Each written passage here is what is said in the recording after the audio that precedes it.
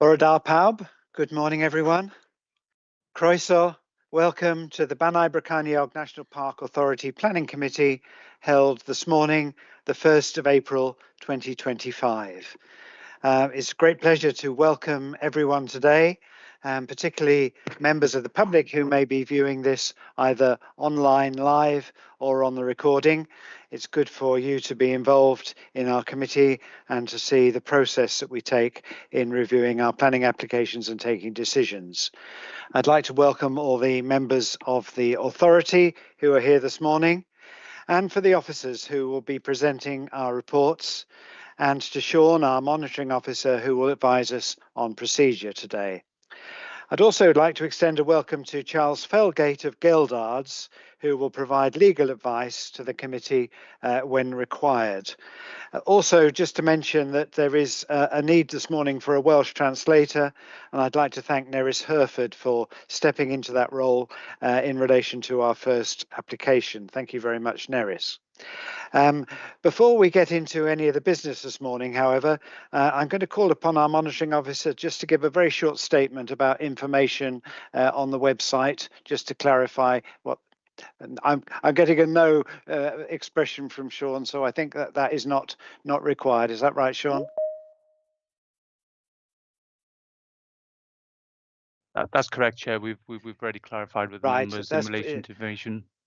Very good. Well, thank you, Sean. I'm very pleased that the situation has now been clarified, and we can go straight into our business for this morning. So, first of all, moving on to our agendas. Enclosure 1 is apologies for absence. And Danny, would you like to read out any apologies that we may have this morning? Thank you, Chair. Good morning. We've had apologies from Councillor Peter Baldwin, Councillor Simon Howarth, Councillor Ed Jones, Councillor Hugh Williams, and I'm aware that Councillor Jeremy Davis is experiencing technical issues from his council website, so is unlikely to be joining us, so I will accept those as apologies. Thank you.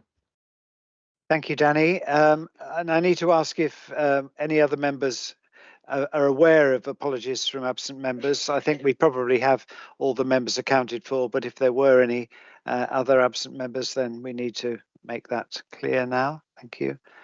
Don't see any hands raised, so I'll take that as... Right, well, can we move then on to Chair's announcements, enclosure 2? And we just have 2 announcements to make which relate to members of staff. First of all, just to let you know that Catherine Ward, who was in the policy team, left the authority in early March, and we'd like to thank Catherine for all the work she did behind the scenes to support the work of this committee. And then a rather more long-standing member of the staff, Claire Brooks, who I've been informed leaves the planning team after 32 years with the authority, very considerable time. So thank you, Claire, for your commitment and for sticking with us through thick and thin and all the problems and issues that have been in the past few years. And we thank you that from starting in the typing pool, you moved right through the authority to roles as enforcement officer and finally senior planning officer.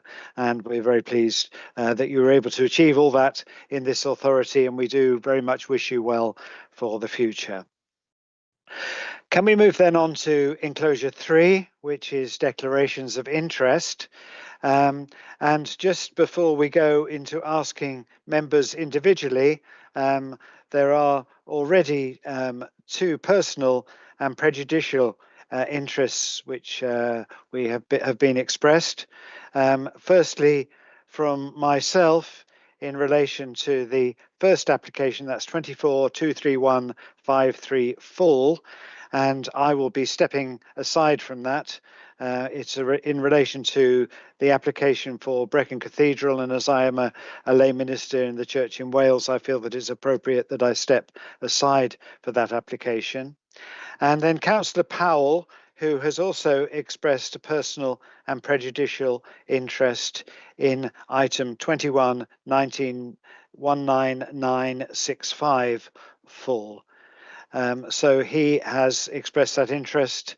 I don't know whether he wants to say anything about that, but Councillor Powell, Diolch Cadeirydd, bore da pawb, good morning all. Just to clarify that, firstly, we are a farming neighbour, direct farming neighbour to the Troedahan Farm, Black Mountains College farm site, and secondly, from the earliest days of the college's inception, going back I think over 10 years now, I've been in attendance at meetings from the community perspective and have taken a supportive interest in the work and mission of the college and retain that connection. I think it would be inappropriate, and well, I know it would be inappropriate according to the Members' Code of Conduct to not to disclose that, and secondly to participate in this decision-making process.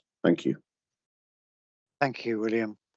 The other issue is in relation to the application that we'll be considering at Talgarth, the Black Mountains College application, in terms of the interests of all members in this. Now, I don't know whether anybody wants to speak to that, Gareth, or anyone from that side, but it's clear that the authority has had a relationship with the Black Mountains College, and I don't know whether you could just fill us in, Gareth, exactly what our position is in relation to that. Thank you, Chair. Yes, just to clarify that the authority has a memorandum of understanding with the Black Mountains College to work jointly around moving forward with the management plan for the national park. Because of that, we're recommending that all members, apart from Councillor William, declare a personal but non-prejudicial interest in that application. Councillor William has declared a personal and prejudicial interest. Thank you, Chair. Thank you very much. So we move then forward, unless there are any other items that anybody has noted that we should express a personal prejudicial interest in. Can't see any hands raised, so I take that if there are any members who during the course of the agenda pick up on anything they feel they need to declare, then do so at that time. We move on to enclosure 4, item 1, which are the minutes of the previous committee meeting held on the 11th of February 2025. You'll find these on pages 3 to 7 on your agenda sheets. And first of all, are there any matters in those minutes that you would like to clarify item 1, or make? Which is which are the minutes of the. Sorry, I'm having feedback here. I'm not sure where that's coming from. Has anybody else got their microphone on here? If they could just switch that off. Yes, first of all, are there any comments in relation to the minutes before we put them up to the vote to accept them? I can't see any comments. Can you, Danny? No comments. Okay, could I have a proposer then and a seconder, please, to accept the minutes? I can see Peter has hand up. And I'm quite happy to propose. And Edwin, yes. Okay, Councillor Roderick, thank you. So we've got a proposer and a seconder.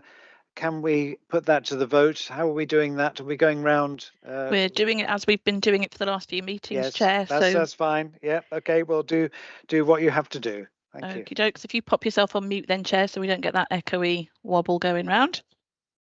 So I'll go round you in turn and ask. So we've skipped Councillor Hugh Williams because he's given his apologies.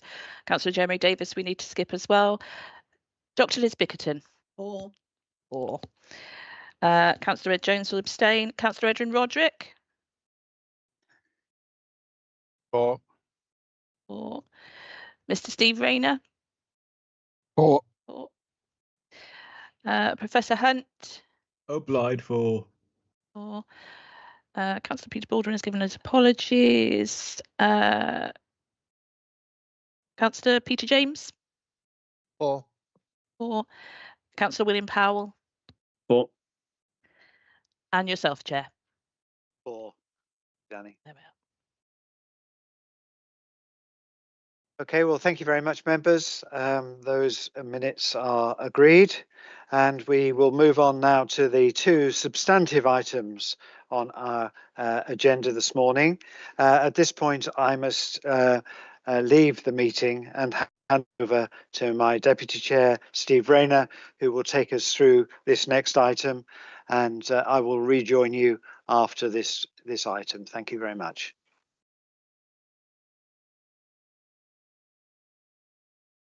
Thank you, Chair. So we're moving on to enclosure 5, item 1, 24/23153, full Brecon Cathedral, and I'm going to ask the case officer, Lisa Hughes, to give us a presentation on the case, please.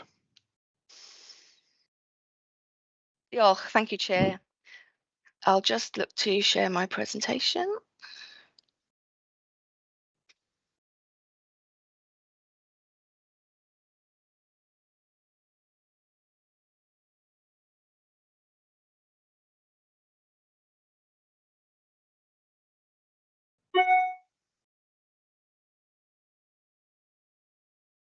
Do you have a presentation in front of you now?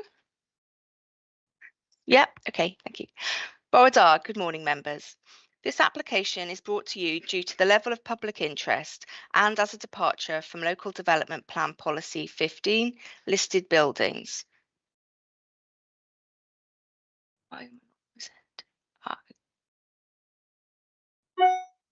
Just bear with me, it's not presenting as I expected it to. Oh, you can't see notes there. Sorry, as we were.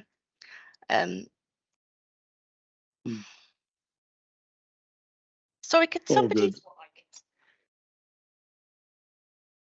Okay, there's lots of different things working. So you can see the OS layer. Has it moved on to the pink one now? No?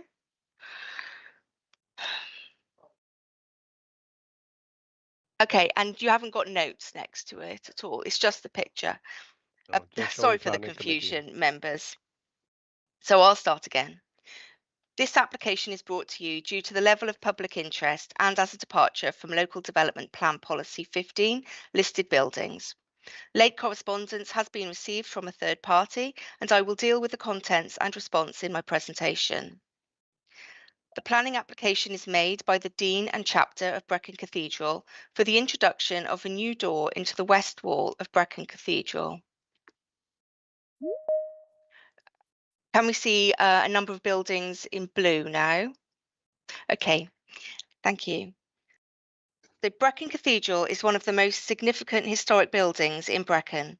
It is Grade 1 listed and within the Brecon Conservation Area. Within its setting and associated with its significance and having group value are many other important listed buildings. All of the listed buildings are shown in blue on this slide. CADU's listing description states its reason for designation as Grade 1 as the medieval church of the Priory of Brecon, containing very fine early English and later work. Together with its adjoining buildings, it comprises one of the most complete groups of ecclesiastical buildings in Wales. The application is for full planning permission only. Although the cathedral is a Grade 1 listed building, an ecclesiastical exemption applies and listed building consent is not required. The works are, however, being considered by the diocesan courts through what is known as the faculty process, which, although it sits outside of planning legislation, does provide a means of internal control over works to listed places of worship. Can I just pause you for a second, Lisa? Peter, you have your hand up. Yeah, apologies. I'm not moving from the first opening page. All I've got on my screen is Planning Committee, 1st of April 2025. Hi there, Peter. We're experiencing a few problems in the office here. Some of us are having to manually move the slide along. At the bottom of the screen, you'll see 2 arrows, and currently we're on 4 of 14. Slide number. Thank you. Okay, thank you. Okay. Okay. Yeah. Number 4. Is my cursor showing for people on the slide? Okay. Yes. So the new doorway is proposed around about here in the western wall of the cathedral. So if I just move on to a picture. So we're on slide 5 now. It is proposed to insert a new door under the west window and between existing buttresses. The width of the opening is defined by the buttresses. The new door would be 1.95 metres wide. For context, the width of the existing north porch door is 1.8 metres and the southwest door is 1.2 metres. I've now moved on to slide 6. The proposal is also to create a hard landscaping area finished in bonded gravel and sandstone paving to the west of the cathedral to provide universal access. Steps are proposed towards the south of the new paving. We're now on slide 7. The area to the west of the nave is presently a garden to the Almonry Cottage. This is the Almonry Cottage. The cottage is a clergy residence. The size of the garden, which currently looks like this, will be reduced, and this will be a new hedge planted to screen it from the new public space which is to be created. External levels will be raised against the nave here to create a new gently sloping approach. The new hard surface will require the removal of the beech hedge, some non-native shrubs and a weeping ash tree. In terms of privacy afforded to the garden, it is accepted that there will be a period of time during which the new hedge matures that privacy will be impacted and temporary screening could be considered. So here we have the existing layout and this is the proposed layout.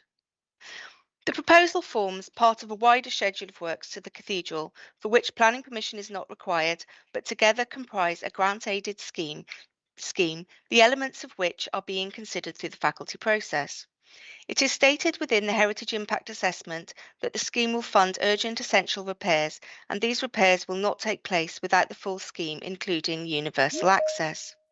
With regard to universal access, it states a single point of entry for all users and not a secondary wheelchair entrance, which would be demeaning and may not meet the requirements of the Equality Act 2010. Under the Equality Act, it is unlawful for service providers, such as the cathedral, to treat disabled people less favourably because they are disabled. The service provider must not indirectly discriminate against a disabled person unless there is a clear reason to do so. They must also not treat a disabled person unfavourably because of something connected with their disability unless there is a clear and fair reason. This is the overriding rationale for the proposals and a requirement of the major funder for the project. In addition, the entrance to a major public building should be appropriate. The height of the door should therefore not be too low. It should be able to accommodate 2 people side by side. End quote. I am looking to move the slide on to slide 8. So there should be a photograph now in front of you. The new entrance is proposed beneath the window here, and the existing disabled access is here. This is just another photo of where the proposed doorway would go. Almonry Cottage is just here. The application was advertised by neighbour notification and site notice, and later, once a view had been formed that a recommendation of approval would be a departure from the development plan, newspaper advertisement and site notice. This departure advertisement runs for 21 days and will expire on the 16th of April 2025. The proposal has received 22 objections and 50 supporting comments and 1 representation. The representation states the proposals for creating a new west doorway will need to be very carefully considered. Brecon Cathedral, the medieval church of the Priory of Brecon, was listed Grade 1 as a building of exceptional architectural and historical significance. The proposals for a new west entrance, if accepted, will significantly damage the historic fabric of the cathedral. The comments are summarised within the report. Those in support generally describe the difficulties with the existing access and how disabled people are marginalised. The lift at the south entrance is often out of order and when it works requires a trained person to use it, which is not available in the week when there are many visitors. Brecknock Access Group support the proposal and state that currently access to the building is all but impossible for wheelchair users. They state that they have worked alongside the applicants and discussed alternative proposals with some of the people objecting to the proposals. In the group's opinion, the proposal offers the best solution for making the entrance to the cathedral accessible to everyone. Objections generally state that there are other options for providing universal access that have not been sufficiently explored, inadequate consideration of the almonry both in terms of listed building and residential amenity, destruction of garden and impact on nature decline. The proposal is a vanity project and concern over the structural impact of the works representing a high level of risk to the integrity of the building. The late correspondence relates to paragraph 8.4 of the report, in which it states that one of the options that was disregarded, and not one of the three considered in more detail within the Heritage Impact Statement, should have received a high score for universal access. While that may be the case, it also received a high score for harm to the listed building and would also have necessitated the relocation of the boiler house, bringing likely further alterations to the listed building, including with rearrangement of pipework, etc., and it was therefore not taken forward. The Heritage Impact Assessment has been updated through the lifetime of the application to address concerns raised over its adequacy. The conclusion of version 2 is that the proposed new west doorway is the least harmful to the significance of the asset, whilst also fulfilling the requirements of the cathedral in relation to its daily usage as a place of worship and community asset.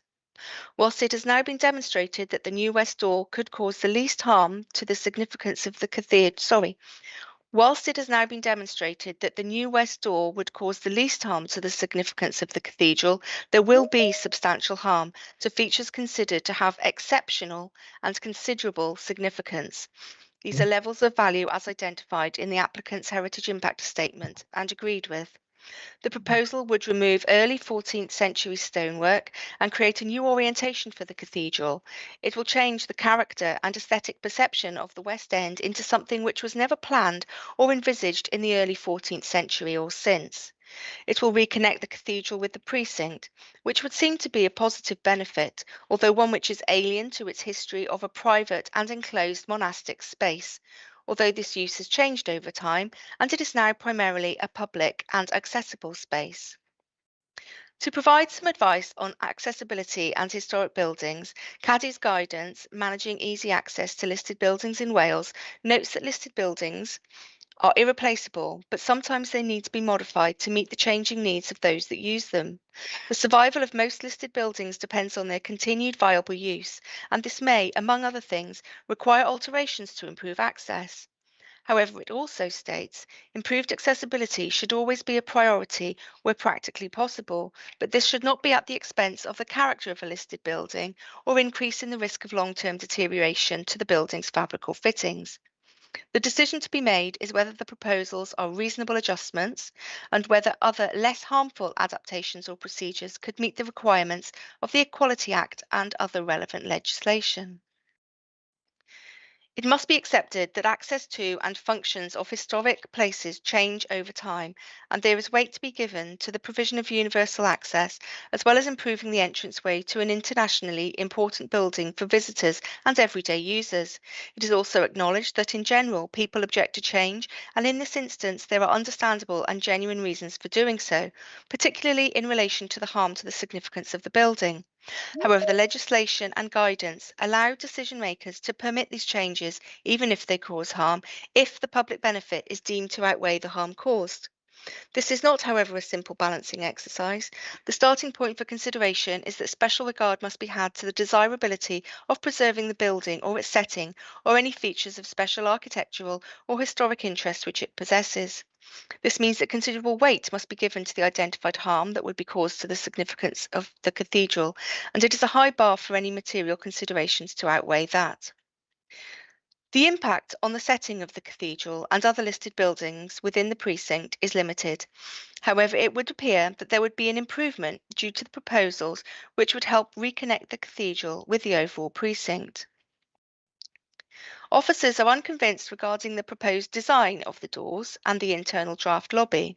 The existing doors on the cathedral are all solid timber, and while the concerns regarding the visitor experience are noted, it is likely that there could be some improvement to the design, and a condition is recommended that these elements are subject to further detailed consideration. It is considered that of the options examined in detail, the application has sufficiently demonstrated that the proposed new western entrance is the least damaging to the significance of the cathedral. This does not mean that there will be no harm. In fact, there will be significant harm, but that this is the option that does the least harm.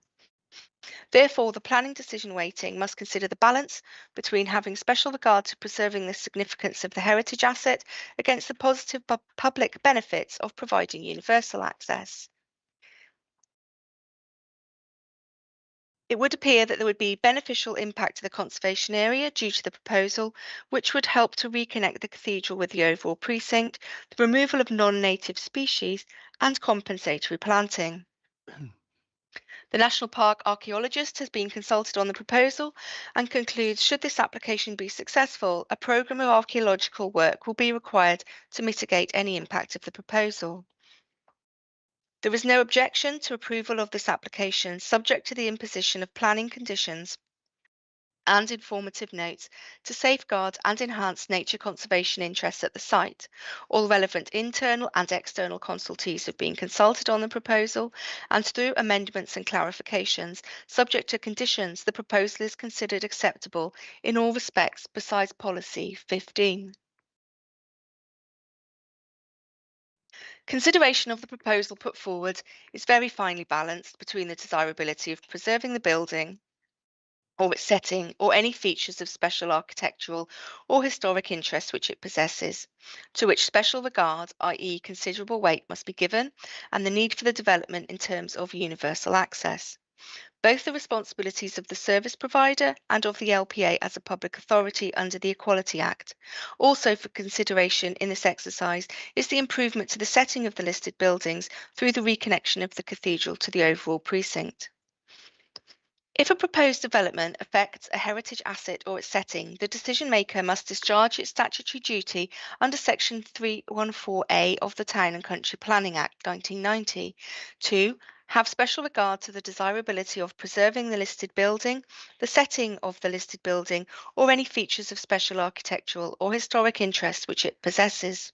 To discharge this duty, the harm of a proposed development must be balanced against any likely public benefits or any other material considerations weighing in favour of a proposal. However, it is not a simple balancing exercise. The starting point is that special regard must be given to the desirability of preserving the listed building, its setting, and any features of architectural or historic interest the building possesses. The courts have considered the nature of these duties and confirmed there is no single correct approach that must be applied to this balancing exercise, but case law suggests that recourse to policy is sensible. Having regard to PPW 12, paragraph 6.1.10 recognises the importance of protecting the historic environment and states there should be a general presumption in favour of the preservation or enhancement of a listed building and its setting, which might extend beyond its curtilage. For any development proposal affecting a listed building or its setting, the primary material consideration is the statutory requirement to have special regard to the desirability of preserving the building, its setting, or any features of special architectural or historic interest which it possesses. LDP Policy 15 states that proposals for planning permission which impact on a listed building or its curtilage, including the alteration, extension or change of use, whether internally or externally, will only be supported where it can be shown that there will be no significant harm to the special historic or architectural character and setting of the building or historic features. There is no doubt that policy recommends that significant weight is to be given to the conservation of heritage assets. However, there are also public interest grounds to be taken into account. The scheme put forward has arisen through an identified need for improving universal access to the cathedral. The Equality Act states that a public authority must, in the exercise of its functions, have due regard to the need to A. Eliminate discrimination, harassment, victimisation and any other conduct that is prohibited by or under this Act. B, advance equality of opportunity between persons who share a relevant protected characteristic and persons who do not share it. And C, foster good relations between persons who share a relevant protected characteristic and persons who do not share it. The Wellbeing of Future Generations Act Wales 2015 sets out to improve the social, economic, environmental and cultural well-being of Wales. It puts in place 7 well-being goals, including a more equal Wales, which provide the framework to help create a Wales fit for now and the future. CADU guidance recognises that everyone should be able to enjoy easy and inclusive access to the historic environment. Removing the barriers to access can allow many more people to use and benefit from the historic environment, and if done sensitively, need not compromise the ability of future generations to do the same.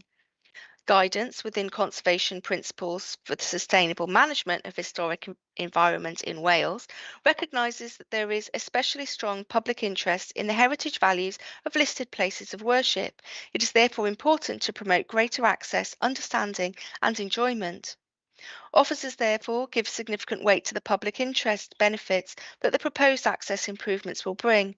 The need to improve access to the building, providing universal access, is recognised as being important to safeguard the building into the future. The proposal has been considered, taking account of all policies referenced within the report and to section 314A of the Town and Country Planning Act and all material planning considerations set out, and it is concluded that, on fine balance, while not supported by Local Development Plan Policy 15, the public interest consideration, i.e. the need for universal access, which will meet duties of the service provider and the public authority under the Equality Act 2010, and the improvement to the setting of listed buildings, outweighs the identified harm to the listed building. The recommendation is that the application be granted subject to planning conditions. In addition to the recommended conditions set out within the report, one further has been formulated, which would say, prior to commencement of works, full details of the hard surfacing shall be submitted to and approved in writing by the local planning authority. And this is in relation to the resin bonded gravel and the hard standing at the access to the doorway. If members are minded to follow the officer recommendation, it is requested that delegation to attach this additional condition is given to the Director of Planning and Place. The recommendation is therefore to delegate powers to the Director of Planning and Place in consultation with the Vice Chair to grant planning permission subject to planning conditions in section 12 of this report and the additional condition requiring prior approval of paving and gravel, and subject to the expiry of the advertisement period with no new material issues having been raised. Diolch. Thank you very much, Lisa, for that comprehensive and extensive presentation. It's now a chance for members to ask questions of clarification on the presentation that Lisa has given. I can see John Hunt's hand already up, so John. Muted. Diolch, Cadeirydd. I've been listening and reading in the site visit with enthusiasm, with the degree to which the applicant is really taking seriously the issues of universal access, which is very encouraging from the disabled community. So with that in mind, looking at the plans which you showed us in about diagram presentation 4, I think, there was an internal map of the nave and the location of the font. I'm mildly concerned that the font where it is now is a problem for universal access, and where it proposed to be relocated doesn't improve that much more. So I think there should be consideration given to the location of the font in the development and the processionary route where wheelchairs and their companions can go by.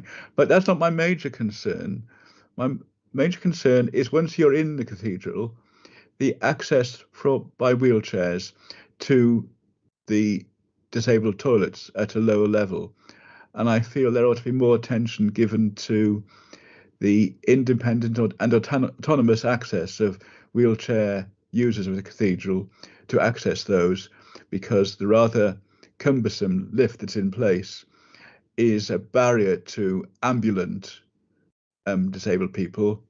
It's very hard to use a handrail getting past that lift. So there needs to be some consideration, I believe, given to the access to that toilet level. So that's just some observations about other issues arising from the impact of this. Thank you. Thanks, John. I don't know if you want to comment on those aspects, Lisa. I believe that moving the font is out with this particular planning application, as I think is the access to the toilets, although I know it has been considered, so perhaps you could comment. Thank you, Chair. Yes, both of those matters are being have been considered, and we have spoken with the cathedral about that. As I understand it, there would be a proposal to provide a ramp from the cathedral to the toilets, rather than using the lift that's there at the moment. That they propose that there is enough space in order that a ramp could be used to get that internal access from the main body of the cathedral to the disabled toilets, although both of them are outside of this, of the need for planning permission, and outside of the consideration here. But it's certainly in their minds that overall that the universal access is provided there, although not for consideration here. Thank you.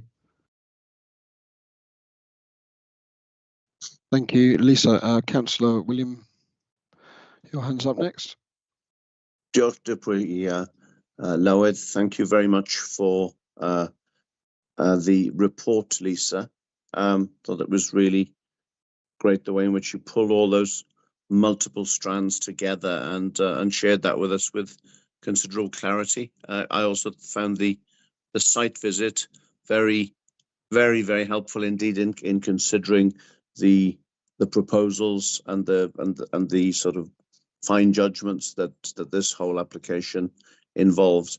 And I found myself having come on something of a journey from my initial thinking to the direction I'm minded to go now. But if I could ask a question that may or may not occur to other members, or indeed to members of the public who are engaging with proceedings today, could you give us some insight into the level of rigour that's associated with the ecclesiastical exemption process? It will strike some members perhaps as a little curious that ecclesiastical bodies have. I realise we can't change that now. We're in a situation where we are, but it might have an effect in setting the context of the decision making for some members, particularly if they are torn on the issue. To what extent are we content with the level of rigour that is brought here? Because a cynical person might consider that the relevant authorities are kind of marking their own homework, and I just would find any insight you can share on this process potentially helpful.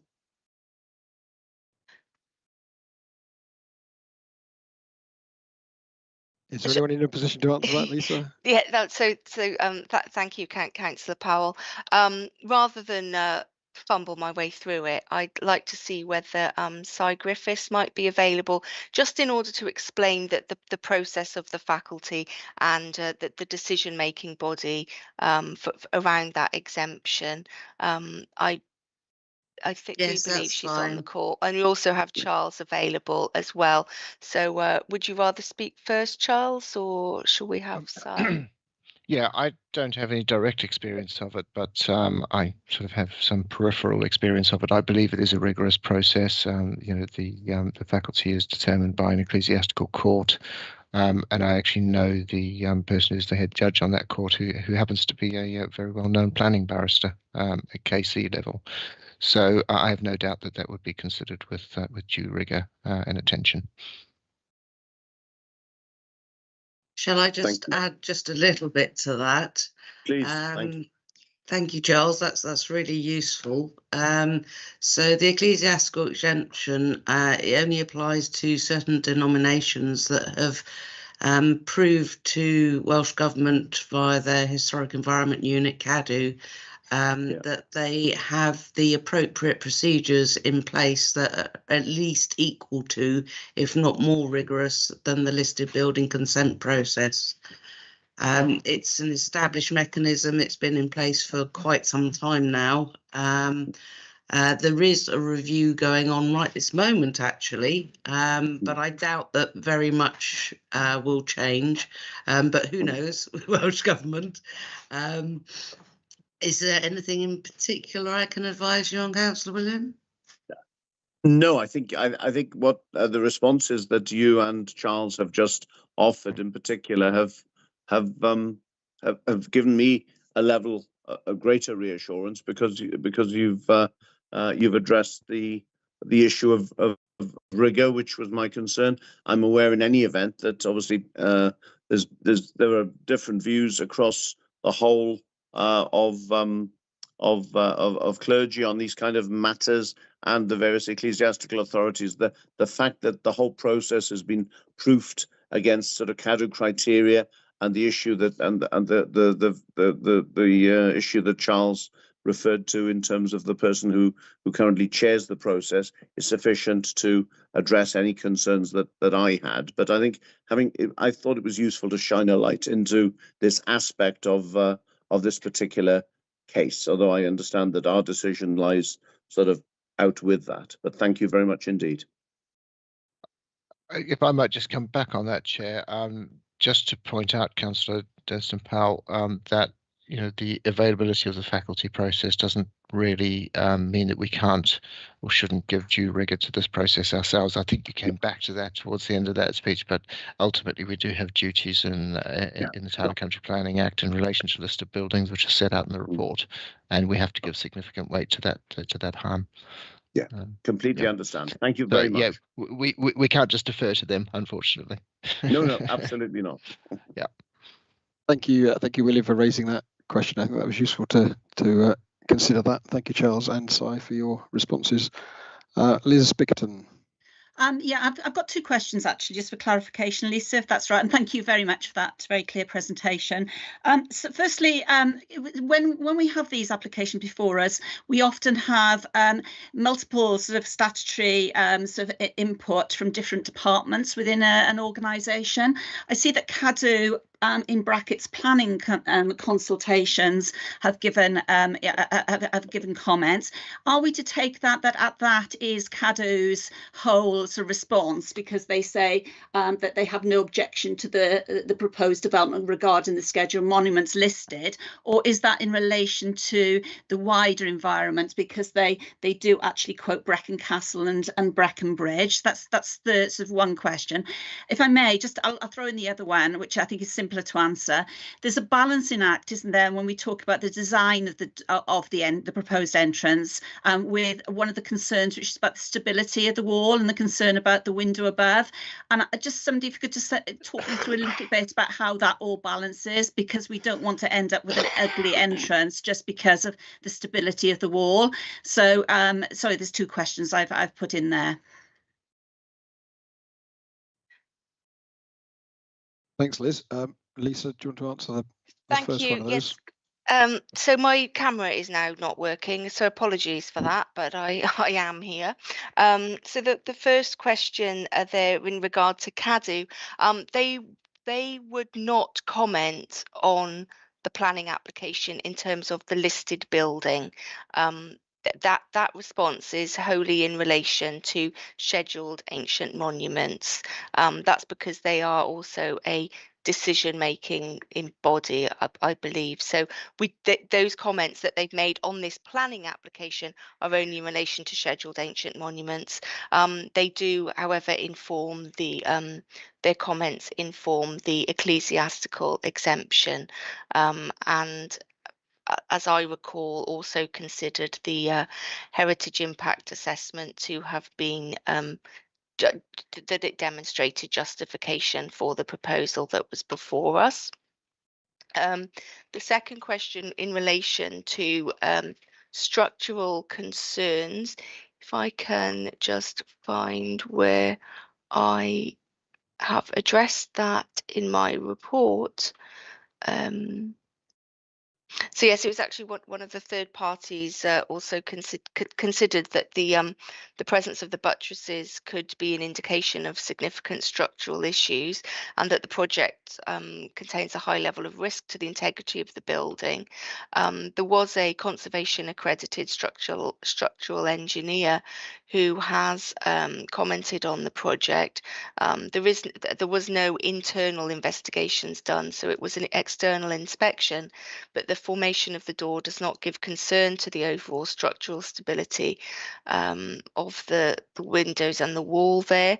There is ample space for needles to be inserted underneath the windowsill for the stonework to be carefully removed below up to the positions of the buttresses, and a new arch can be formed which will be sufficient to support the masonry of the window and the sill. On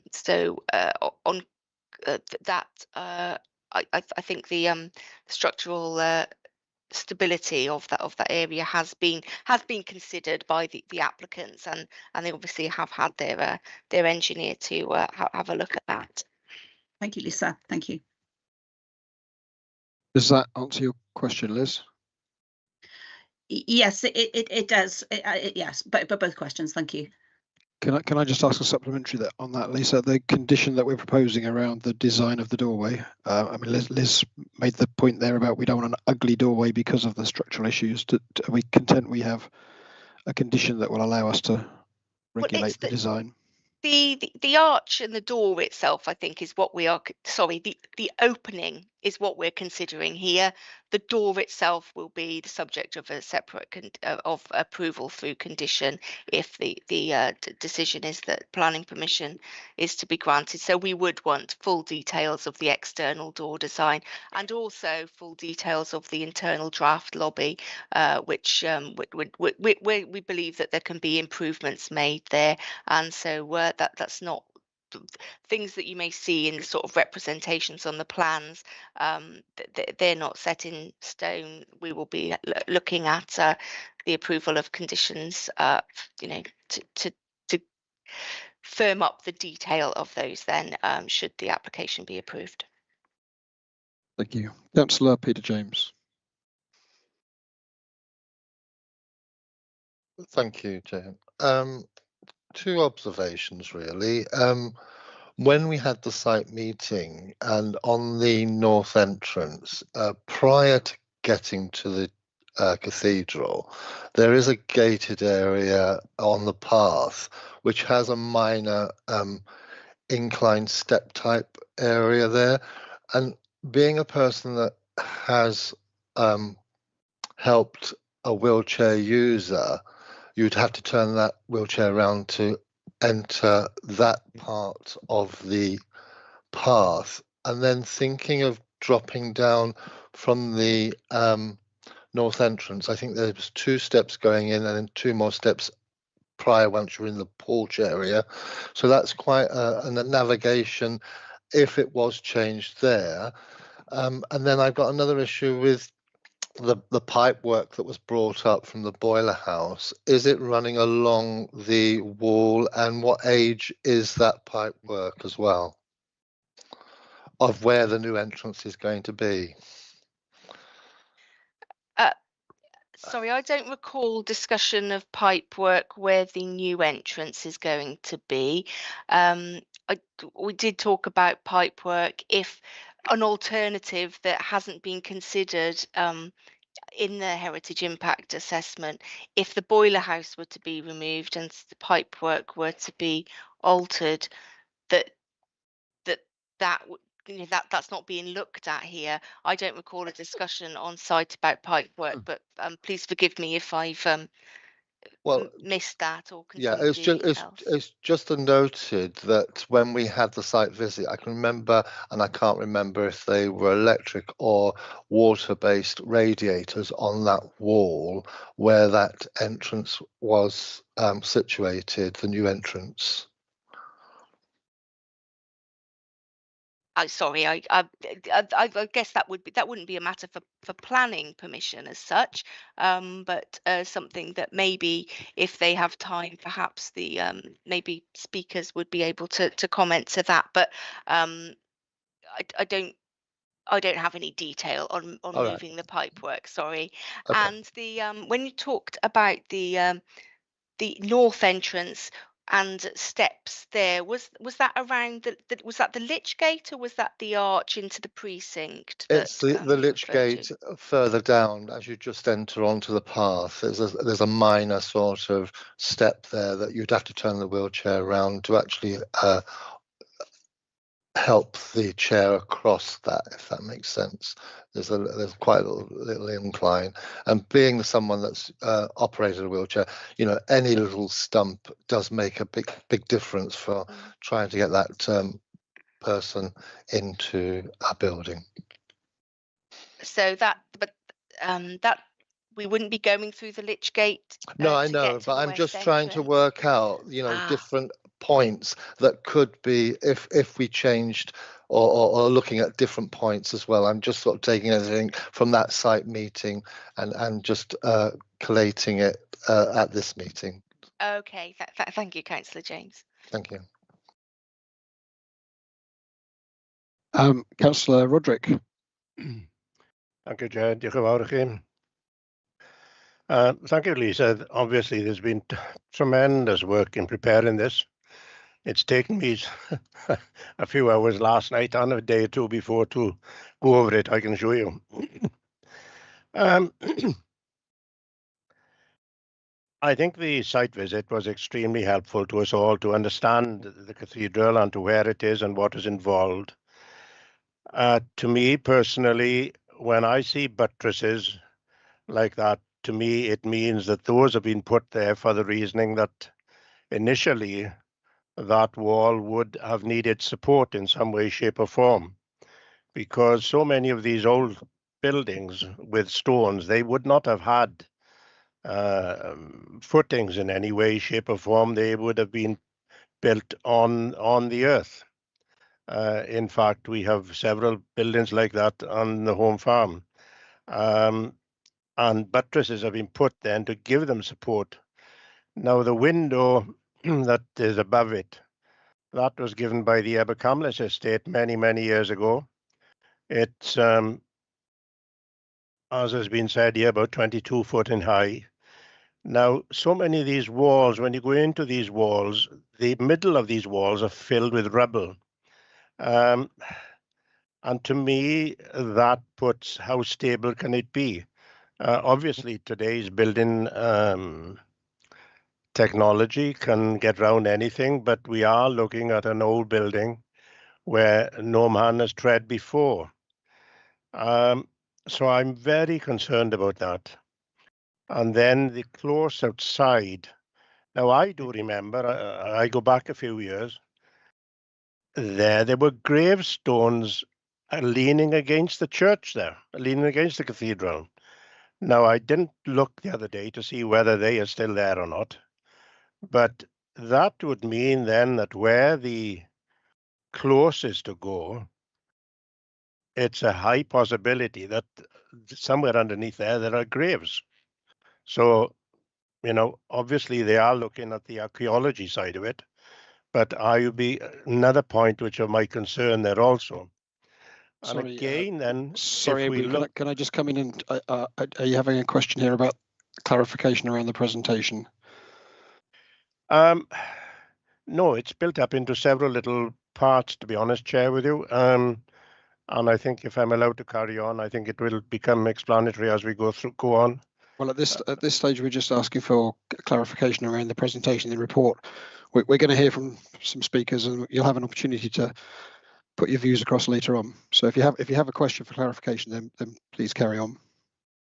Right. Okay. Well, let's clarify this then. Can you assure me that where the close would be, that there are no graves still there, whether the headstones are still there or not, and whether or not the new opening would be of sufficient strength to hold that window as it is, knowing full well that there are buttresses on the wall to hold the wall, to support the wall, and the centre of these walls are filled with rubble. So I'll hold it there if that's what you want, Chair. Thank you. Thanks, Edwin. Lisa or Si, are you able to comment on those questions? I can start. I can't give any assurance as to whether there are graves in that area. As we've discussed, there'll be the archaeological condition that will require some investigation. But as I understand it, there would be other procedures in place that would cover any remains that could be found through the course of this project that would sit outside of the planning process. And also, I'm not a structural engineer. I can't give any assurances about the strength of the where the wall where the opening is proposed, but we have had sight of the structural engineer's comments. As with all development, there are health and safety measures in place, and they would be expected to be followed, and that is not something which the planning regime can control, and so I can't give those assurances. No. Okay, with your permission, Chair, if I may, another question regarding the facilities for the toilets. Have the architects looked in depth to reconfiguring access to the toilets? Because that ramp has not been operational for a long time. I've lifted many a wheelchair there myself in. And also, for those toilets to be used, a ramp will have to be made coming from the cathedral to the toilets. And if that is the case, if that area was reconfigured, surely can it not be given a ramp to access the cathedral? That's it for now, Chair. Thank you. Thanks, Councillor Aldrich. My understanding is those issues have been considered in the impact assessment. I don't know, Lisa, are you able to comment on whether the faculty process covers those issues? Because they're not specifically within this planning application, are they? So the use of that doorway, the existing wheelchair access, was, improvements around there were one of the detailed considerations in the heritage impact assessment. They didn't score as highly as the proposal that's now put before us. So that was considered by our specialist SI, but also that heritage impact assessment would have gone to the faculty as well. So it's a matter for consideration by them. But as I understand it, there are still that the cathedral does plan to put a ramp there, but that door opening is not wide enough to provide the universal access that is required. The ramp would be proposed, and as I said, sits outside this process, but the ramp would be in order to get access to the toilet from the cathedral itself. Thanks, Lisa. And I think they did make that point to us on the site visit. If you have a follow-up question, Edwin. Yes, thank you, Chair. If I may go a step further, then have they looked at the possibility of where the window is? And I stand where I've been guided by this, where the window could be put into a doorway and the doorway put into a window, and that would give you the width to get two people side by side in. And I'm sure we're looking at far smaller job than going in through the west entrance. Thank you. Again, Lisa, I don't know if you want to comment on the content of the impact assessment, Lisa or Si. So I'll start, and then perhaps I can mop up because I'm not sure where I'll get to. There were a number of various proposals put forwards in an access matrix. It was only those proposals which were considered to be viable that were looked at in further detail. So whether the door to a window and window to a door was one of those in the access matrix, I can't confirm. But we've got to a stage where we're looking at the proposal that's in front of us, and it's the heritage impact assessment that justifies that proposal is the document that has been looked at. So I can't offer anything further on that, I'm afraid. Would you like me to just add a little bit to that? If you're able to, so that might be useful. I'll endeavour to. I don't think the option for using the window and the door was ever considered as a potential option, and we need to consider that the southern entrance consists of parts of various ages from a heritage point of view, all of which are also considered to have exceptional considerable interest. So not only would you be thinking of widening and heightening William Carew door in a 17th century building, you'd also be looking at further removal of 14th century fabric to manage to get that entrance in through the south. It is a balancing exercise, and it's not an easy one. So it's trying to balance, you know, those potential impacts with the potential impact of the removal of the 14th century fabric from the West End. I'm not saying it's not possible. I think it is possible.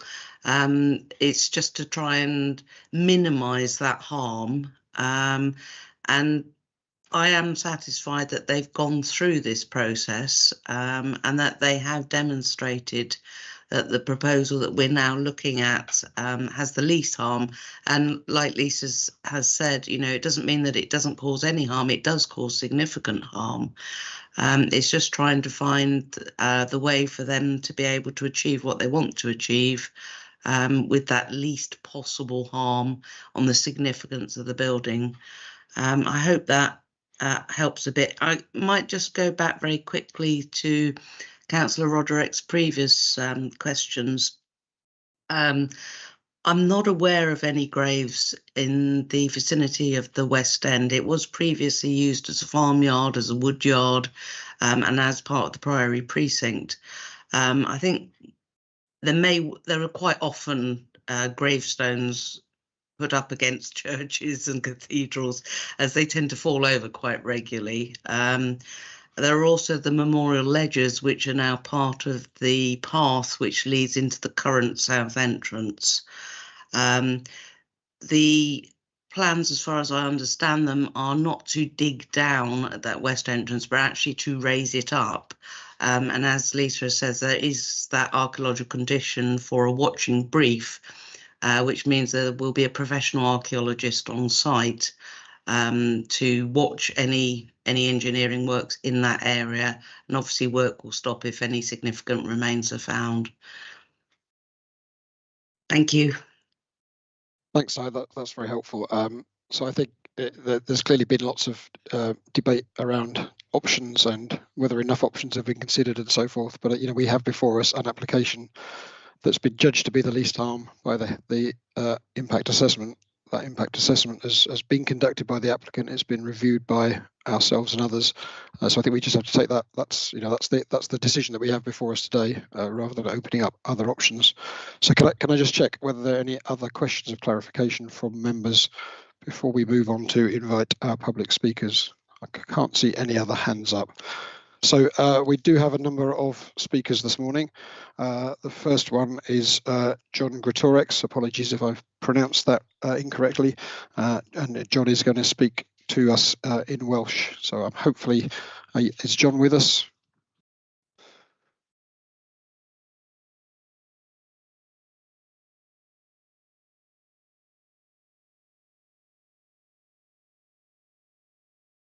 John, I think you're there, but muted, I'm being told.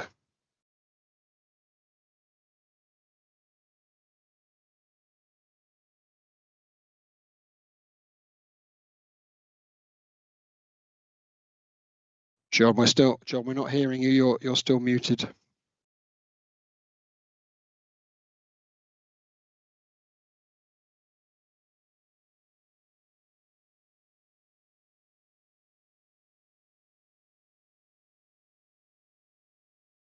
Yeah, still showing as being mute, John.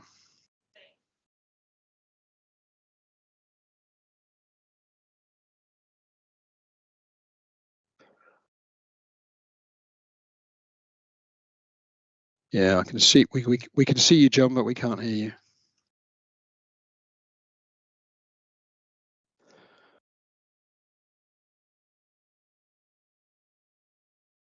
Somebody would just want to talk them through how to unmute.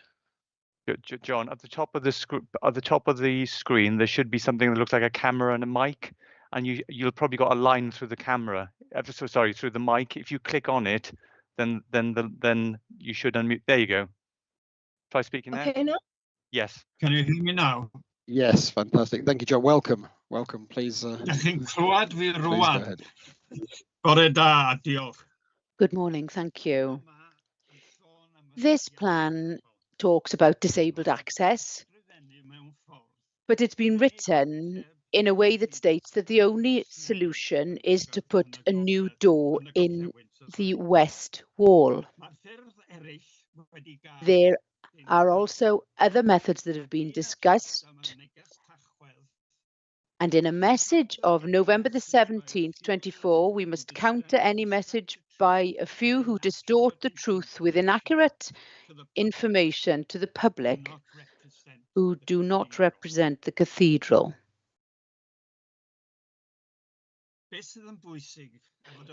What's important with the future here is that Cadw and the lottery have a green constitution of 2025. Without this, this plan destroys the uniqueness of the close and the almonry, and also the national message of Christianity in Wales.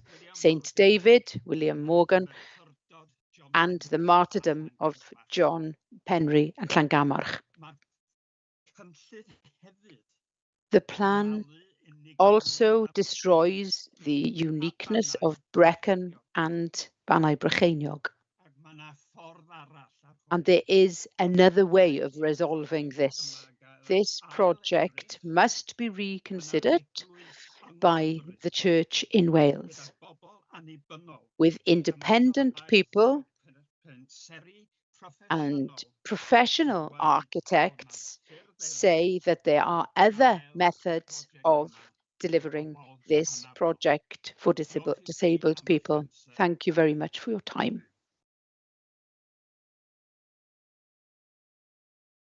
Thank you, John. Very much appreciate hearing from you. Our next speaker is Nigel Spooner. Do we have Nigel with us? Yeah, I can see you, Nigel. Yeah, please welcome. Can you hear me okay? Please go. Yes, absolutely. Please go ahead. So I'm a lifetime member of the Friends of Brecon Cathedral. I've got a degree and initial career in architecture, so I've retained a lifelong interest in and love of old buildings. So I've been following the various development proposals for the cathedral for several years, from the more extensive scheme of 2018 through to the current slimmed down version that finally attracted some development funding from the National Lottery. Each of these schemes proposed a new doorway to be formed through the early 14th century west end of the nave, and I had cause to question the viability of such a proposal, given the thickness and, as we've heard, unknown composition of the west wall, and the challenge of tunnelling through it using, we are told, hand tools only, presumably to avoid vibrations disrupting the large medieval tracery window above. I therefore determined to find a relevant precedent for such a major intervention.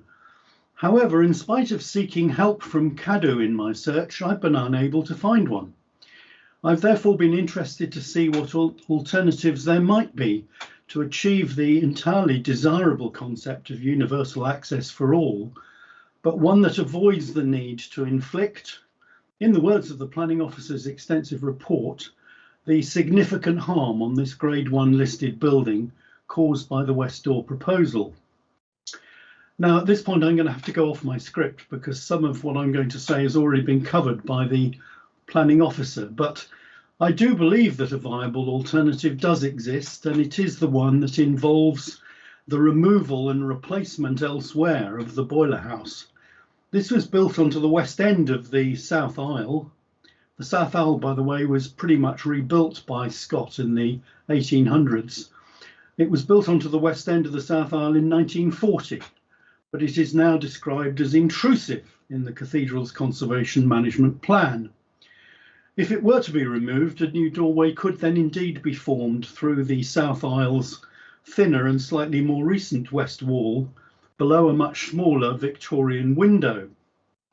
Compared to the current application, this option would actually achieve a similarly level universal access point at the western end of the cathedral, but at a lower risk, less required intervention around the armoury, and potentially lower cost. It would also provide an admirable opportunity to replace the cathedral's recently failing historic heating system with a decarbonised alternative, therefore aligning both with the Church in Wales's declared commitment to achieve a net zero future and with sections SP4 and SP11 of the National Parks Development Plan. I therefore submit that a viable alternative does exist to provide universal access with less harm to heritage, and that this application should either be That's 3 minutes, Chair. I apologise, Nigel, for cutting you off there, but we have a strict 3-minute rule on speaking. So thank you very much for your contribution. Hopefully you got the gist of what you wanted to say across in that. We very much appreciate that. Our next speaker is Peter Jenkins. Peter. Yes, hello. Can you hear me? You can, good. Well, good morning, everyone. It's the 1st of April, April Fool's Day, and I hope I don't make a fool of myself by opposing this application. The project has been endorsed by the lottery, but before it reaches its delivery phase, it would surely be possible for a rethink. It's a pity to spend valuable funds on altering what at present is perfectly acceptable when there are opportunities to attend to what falls short. In the elapse of time since the project was first mooted in 2018, it is noteworthy that no public appeal for funds from the diocese has taken place. Thus, the details of the project are not widely known within the diocese. The occasions when the project has been explained have been advertised not as a consultation, but as rather as a definite plan with no deviations from the start. Many of those who have written in support of this proposal have merely accepted that a common entrance for all abilities is desirable, but have not necessarily endorsed its positioning. One could argue that the plans are out of date. Concern about the use of fossil fuels has heightened, so it is no longer acceptable to assume that gas boilers will be used to heat the cathedral. This gives the chapter something different to consider. The rationale behind the current planning application to create a doorway under the 14th century west window is that there was no alternative, since it claimed that any of the 6 existing entrances could not be adapted to make access easier. Although this could be disputed, a possible entrance, just as Nigel Spooner has mentioned, with little risk attached, which has been considered but not thoroughly in my opinion, could be the demolition of the 1940s boiler house to be replaced by a suitable doorway with a shelter in front against the weather, leading straight into the south aisle. This would eliminate the need for the new extensive hard standing in the close and of robbing the armoury of valuable outdoor space and privacy. That the existing entrances are considered incapable of adaptation is in any case perhaps wishful thinking. A plan to eliminate the awkward access by way of the north porch, which is the traditional route for the last 700 years, was mooted by the previous architect and a plan prepared, but was not acted upon through lack of funds and other demands such as the new toilets. Sooner or later, the pathway from the Lich Gate will need attention, with its overgrown, bordering lime trees making the path very uneven. So there is opportunity now to restore this as the proper alternative entrance, and it's also the entrance nearer to the car park. As I said at the beginning, the project has been endorsed by NLHF, but that's time, Chair. Again, Peter, again, apologies for cutting you off there. You hit our 3-minute limit, but again, thank you very much for your contribution. And our final speaker against the application is Michael Jones. Do we have Michael? Chairman, I understand Mr. Jones hasn't been able to join the meeting, or we joined and it's not here at the moment. So I can read his comments. If he's not here at the moment, he hasn't managed to join in the last couple of seconds. If not, I can read out his comments. Yeah, please do, Sean. Okay, so these are the comments of Michael Jones. Number one, it's been reported that the consultation process concerning the project for a west door to Brecon Cathedral has been exemplary. This is not so. Numerous presentations have been made on an ad hoc basis since 2018, showing what the door would be like, and in the 2025 version bears no resemblance to the 2018 version. But at no point has there been any attempt to consult either the congregation nor any other group, or hear other opinions, or to answer legitimate questions. On every occasion, debate has been terminated with the statement that there is no alternative to the scheme as presented. Number two, option appraisals have been carried out in an amateurish manner, with the scoring for each element being weighted according entirely at the discretion of those who have developed the project. It is therefore not surprising that the option proved, in inverted commas, to be the best is the one contained in the scheme. An objective exercise would in all probability produce a totally different outcome. A professional review of the methods employed would dismiss the option appraisal exercise as meaningless. Number three, of the 7 Benedictine priories in South East Wales, Brecon alone has no west door. Amongst the cathedrals, greater churches, monasteries and priories of England and Wales, Brecon is, if not unique in this respect, certainly unusual. There are clearly 2 possible reasons for this. Firstly, that the Benedictine builders found ground conditions made a doorway beneath the west window unstable, which might also explain the significant bus dressing of the west end. Or secondly, in the 11th century, the builders decided to do their own thing, which makes Brecon an interesting exception. In either case, Brecon has a near unique significance. Number 4. Finally, every written account of the cathedral pays homage to its beauty, its ambience, and it contains so many associations with its 900-year-old history, largely undisturbed by urbanization and Victorian attempts at modernization. It should therefore be a matter of considerable regret that so much of its history should now be damaged irreversibly in an attempt to focus its future as a venue and as a tourist attraction. Thank you, Chair. Thank you, Sean. Well, very much appreciate all of those contributions. We're now going to ask the applicant to speak on behalf of the application. So, Dr. Michael Williams. Again, 3 minutes.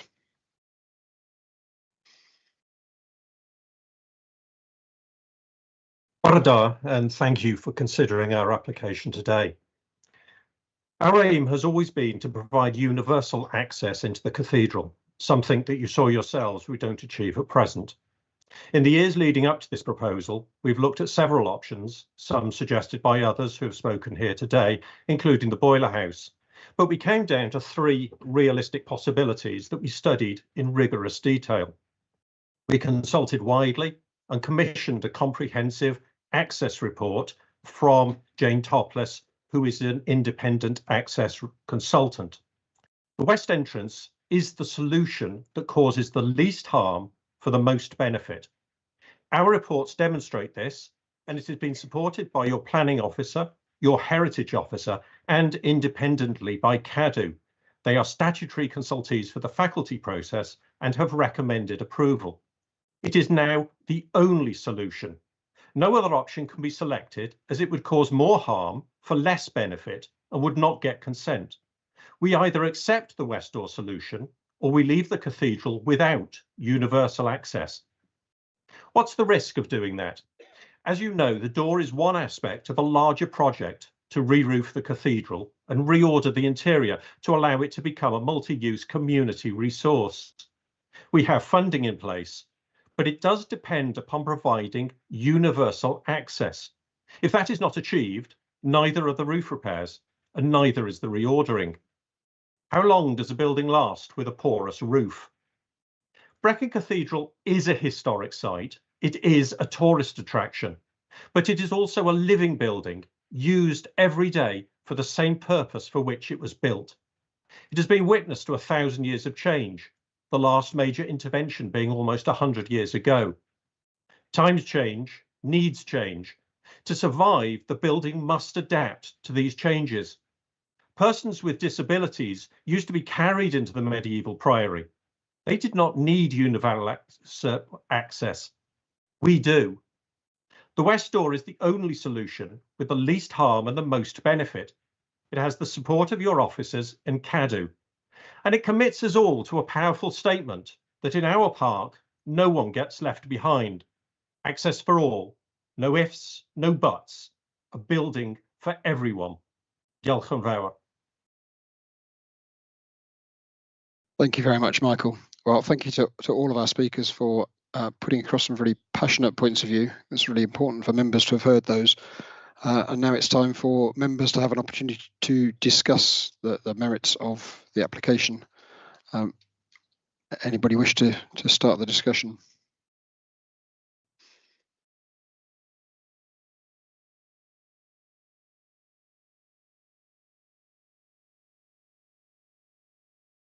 I'm not seeing any hands up at the moment, so I'm not seeing any, Chair, either. I'm just going to echo Lisa's point earlier. This is, it clearly is a very finely balanced decision here, in the sense, we've heard I think both sides of the picture, and a difficult judgment for us to make. I can see there are some hands raised, I think, but I can't see who they are. Liz first, then me. There we are. Liz, would you like to go first? Okay, it's not in anybody's position, isn't it, to go first, because it's so finely balanced, isn't it? Nobody wants to see any significant harm, and it is significant harm to such an important building. So reading through the detailed reports and listening to the debate this morning, there are a number of things I think that come out for me when I'm thinking about this. There are a number of issues in terms of the stability, in terms of the style of the door, in terms of the archaeology. There's also the roots of the hedge, for example. That was one thing. We have comprehensive reports in front of us that have addressed those one by one, including the issue about stability and the reports that have gone into that. I'm always struck sometimes in these debates that we talk about different alternatives. I'm very clear that we have a planning application in front of us, not a number of options. It's not for us to talk about whether we think this option or that option is better. We have a planning application in front of us, and we must actually weigh up, what our thoughts on that application. So just to be saying that, really. Two major things for me, I think, on this. The importance of the opinion of our officers, what especially people like Cy Griffiths has said about this being the application as the least harm in this, and perhaps more personally, what behind my question about CADU, CADU not having any objections in that respect for this. So those, in terms of this application, I think are important. And perhaps a final one, which I did say on the site visit, this is universal access. It's not just about disability, it's about prams, it's about pushchairs, it's about all those different things as well. And I think that in terms of the planning application, if I could say something just to, I suppose, to conclude, Breccon's in trouble at the moment. We're losing banks, we're losing shops, etc. The cathedral is a jewel there. We need to make the most of it. It might be a bit distasteful to call it a tourist attraction, but we need to have, an amazing entrance that actually befits an amazing building. And I've sat in that precinct and had coffee and seen people looking where the entrance is, going through that small door, etc. And I just think it doesn't befit it, really. We need to back our town, really, and we need to do something. So those are my thoughts. Thanks, Liz. John Hunt, I can see your hand up next. Thanks, Chair. I really want to reiterate what Liz has just said, and it's really encouraging to feel the dynamic behind this universal access. We've heard objectors today object because we're only considering one option and not the others. And as Liz says, we can't consider the other options because they're not before us. So I'm struck with questioning, is it a false dichotomy that it's this or nothing? And the roof is going to fall in because they can't do the developments? That's a powerful argument. But is that part of today? I don't know. But if it is, we have no option. I have no option to propose that we accept this application. The fact that CADU do not speak against it, CADU do not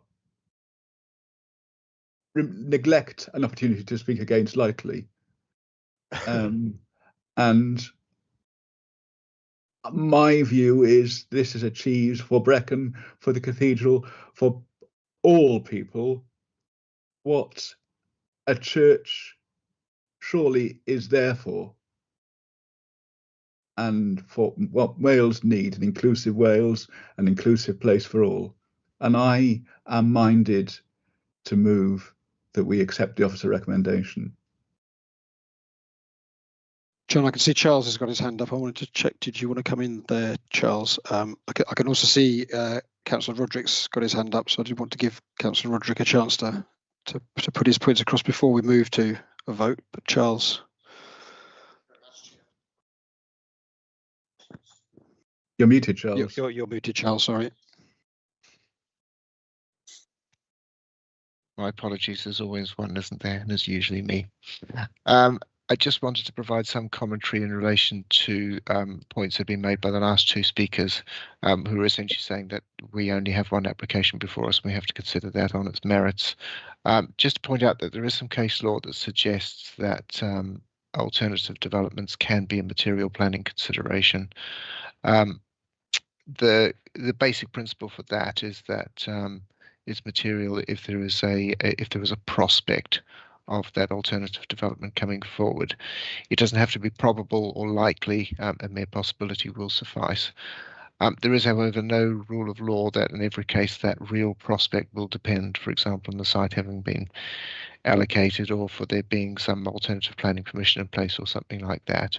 The degree of clarity required and commitment that's necessary will depend on the circumstances, but that degree of commitment is really a matter for the decision maker's planning judgment in the particular circumstances of the case.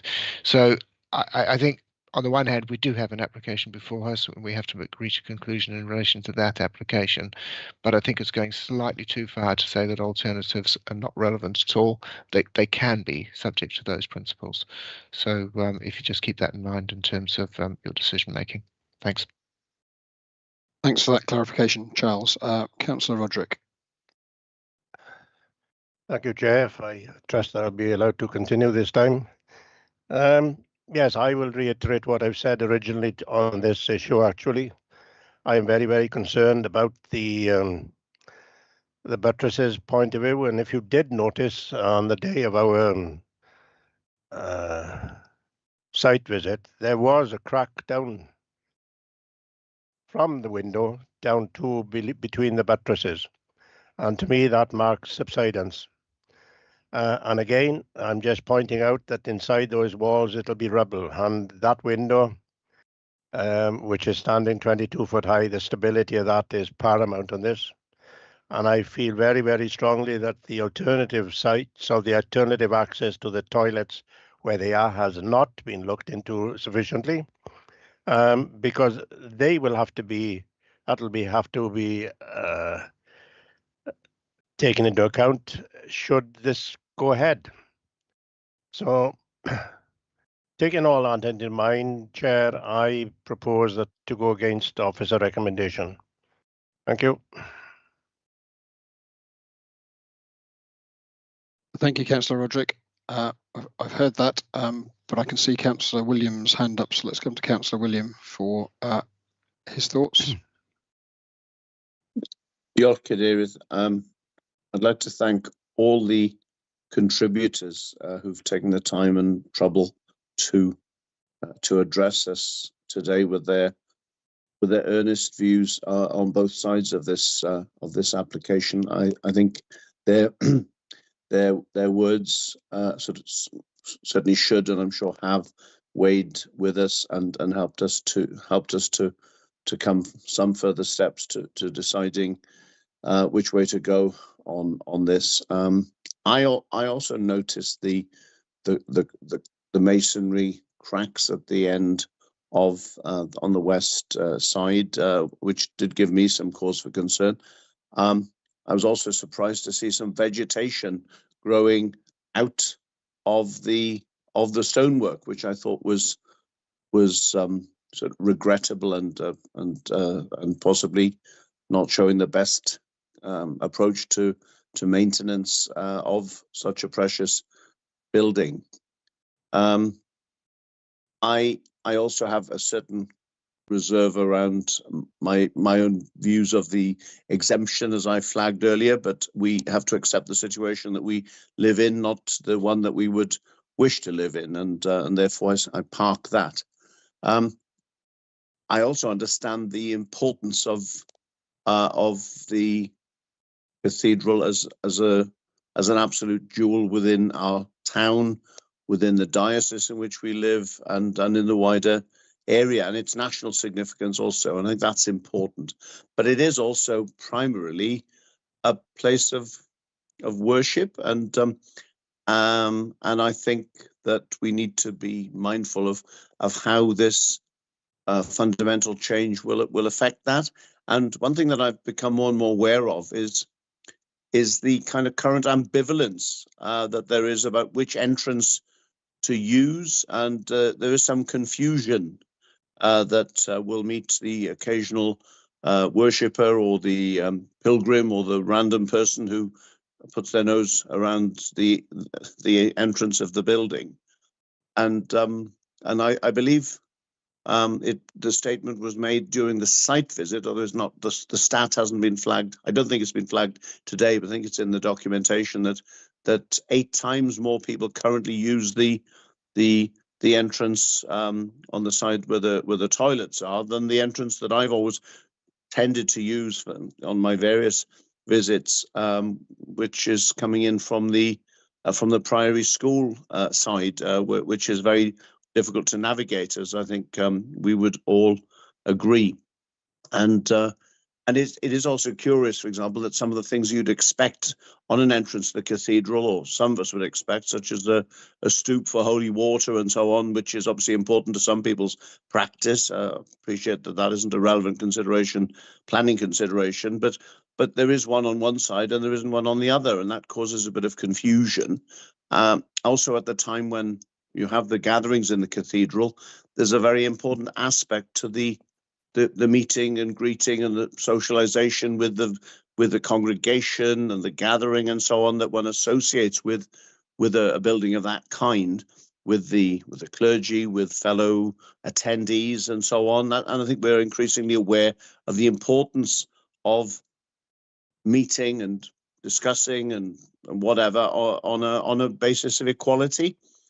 And therefore, despite my significant concerns around the new West Door proposal, I can actually see considerable merit from that perspective in taking this forward for the next generation, and also to enable the other essential works that the representative, Mr. Williams, has indicated this would enable.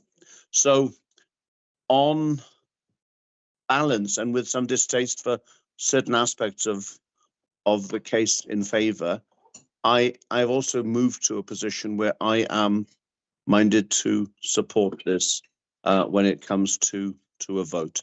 So thank you. I look forward to hearing the rest of the debate. Thank you.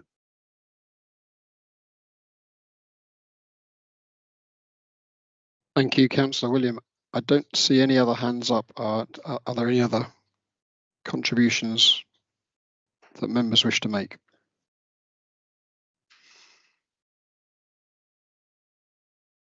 Davina, you want to come in here? Yeah, I just wanted to come back on the how material or not those wider improvements are that are more relevant to the faculty application that perhaps don't require planning permission, and the extent to which we should consider those wider benefits material to this decision. And I think officers' thoughts are that those wider benefits that don't require planning permission aren't material to the determination of whether or not we should put a door in. So just to clarify that. I was going to mention as well, just because we've mentioned about structural kind of considerations and things like that, just to make it clear that there is a structural report that was undertaken by a qualified conservation accredited engineer that was submitted, and the conclusion is that there it's not considered there'll be wholesale structural intervention required, only localised repairs and upgrading. So I just wanted to say that. And then another clarification was the role of CADU. So this is a application for full planning permission. It's not a listed building consent application or anything like that. So CADU's role and remit in terms of what we would consult them for and what they would come back and comment on relates to the scheduled ancient monument side of things. They wouldn't, it's outside of their remit to be commenting on the impact of the listed buildings in regards to a planning application. Okay. Thank you, Davina. So Sorry. can I think there might be one more point, but I just need to clarify some. I was just going to ask a question, again for clarification around the faculty process. So I'm assuming whatever decision we make here today, there is still the faculty decision to be made. So on the one hand, we could propose to go ahead with this planning application, but listing building consent could still be declined by the faculty process. So which is clearly also addressing those wider issues as well. So I think we have to sort of bear in mind there is another process going on alongside that we don't see here. Ed, do we have any other contributions from either members or officers or monitoring officer or Charles?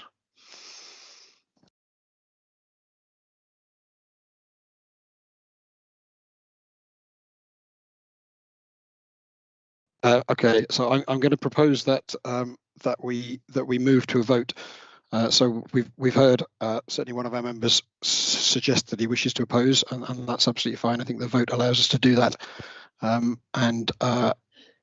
we've clearly heard others in support. So Chair, I'm going to go to Chair. If we've had a proposer, I wasn't sure if Councillor Powell formally seconded, but maybe if we can just clarify if that was being formally seconded before we vote. I was going to make the same point. So I believe I proposed. That's correct. And I believe Councillor Powell was going to second it, or did he want to hear first? But I wasn't, when I spoke, I wasn't clear that we'd got to quite that point. I thought there might have been further life in the debate, but I mean, I think there are probably folk in their contributions who've indicated perhaps stronger, more emphatic support than mine. But I know where I'm heading. So if it's helpful for me to do that seconding to move progress, I'm happy to do so. But I did hear some stronger, more emphatic support earlier in the debate. But I'm happy to do that from a procedural point of view. Yeah, thanks, Willie. What I was going to propose was to ask for Lisa to read out the recommendation again, or one of the officers to read out the recommendation, at which point I was going to ask for a proposer and a seconder. So we might have already jumped that stage, but we can revisit that. So sure. Could I ask for Lisa, are you happy to just read out the recommendation again? Because I think it's slightly different to what was in the paperwork. Thank you, Chair. I just find it now. The recommendation is to delegate powers to the Director of Planning and Place in consultation with the Vice Chair to grant planning permission subject to planning conditions in section 12 of the report and the additional condition requiring prior approval of paving and gravel and subject to the expiry of the advertisement period with no new material issues having been raised. Thank you, Lisa. So can I ask for a proposer? I'm quite happy to take John as the proposer. Thank you, John. And seconder, William, happy to second. Thank you very much. So I think, Chair, may I not ask that we put in a condition on the bonded gravel that be old red sandstone as well? There was a condition about the gravel, wasn't it? About the... like me to jump in here, the condition hasn't specifically said that the gravel shall be old red sandstone. The condition that I propose to add in is prior to commencement of works, full details of the hard surfacing shall be submitted to and approved in writing by the local planning authority. Okay. So they will need to submit that and have it approved before they could carry out works. Okay. Thank you. My proposal stands. Thank you, John. Can I ask Danny, you can lead us through the vote? I will do. So, Councillor Roderick. Against. Professor Hunt. Obliged for. Dr. Liz Bickerton. For. Councillor Peter James. For. Councillor William Powell. For. And yourself, Chair. Okay, that's 1 against and the remaining 5 are for. Well, thank you very much, members. Thank you very much to our speakers for contributing. I hope you feel that we've all heard what you had to say and been able to take it on board in our deliberations. Thank you very much to the officers, to Lisa in particular, for the report and the presentation, and to everybody for taking us through what was a difficult decision to make, clearly a finely balanced one, as Lisa said at the start of the day. So thank you all very much. I'm going to propose that we take a short break, if we can do that, and Julian will come and rejoin us to continue chairing the meeting. It's now 11:45-ish, 5 minutes, 10 minutes? 5 minutes, if we can reconvene in 5 minutes. Well done, Steve. Thank you very much. Thank you, David.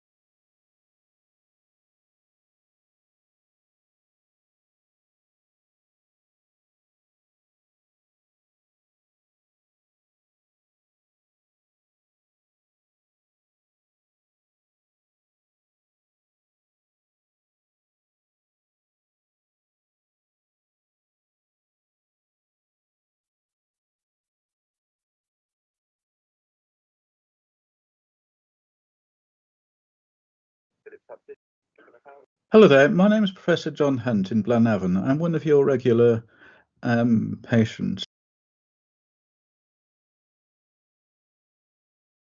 John, you're on live at the moment. Muted. Sorry, sorry. Thank you. Diolch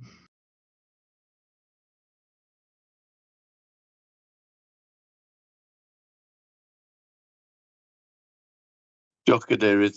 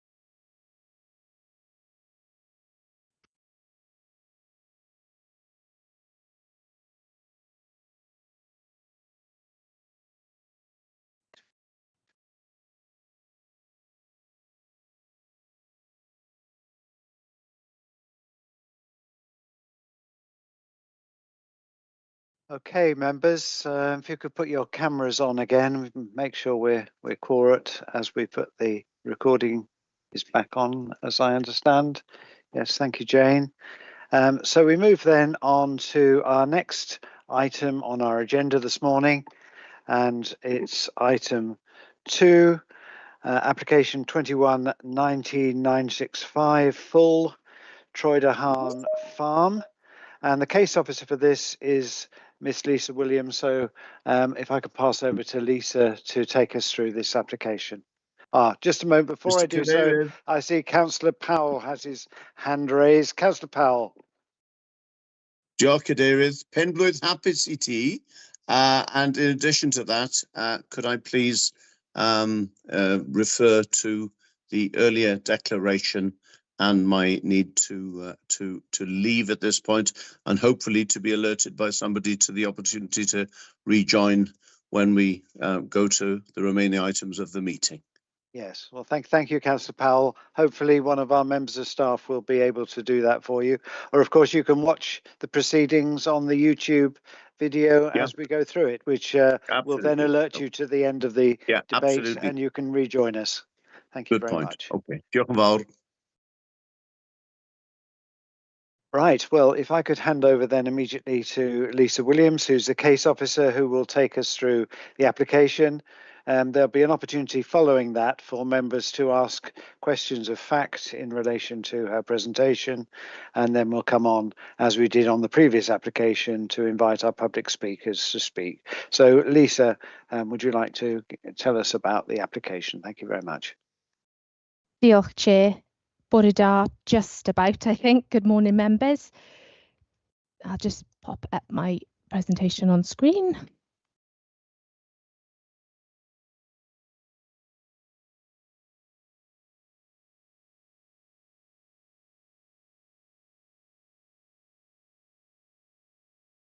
If everybody can see that, okay? Yeah. Great. This item this morning is being reported to Planning Committee due to public interest. Whilst members have visited the site in preparation of this committee meeting, this presentation will explain the site, the application detail, and the key considerations in which the authority have taken into consideration to make the recommendation before you today.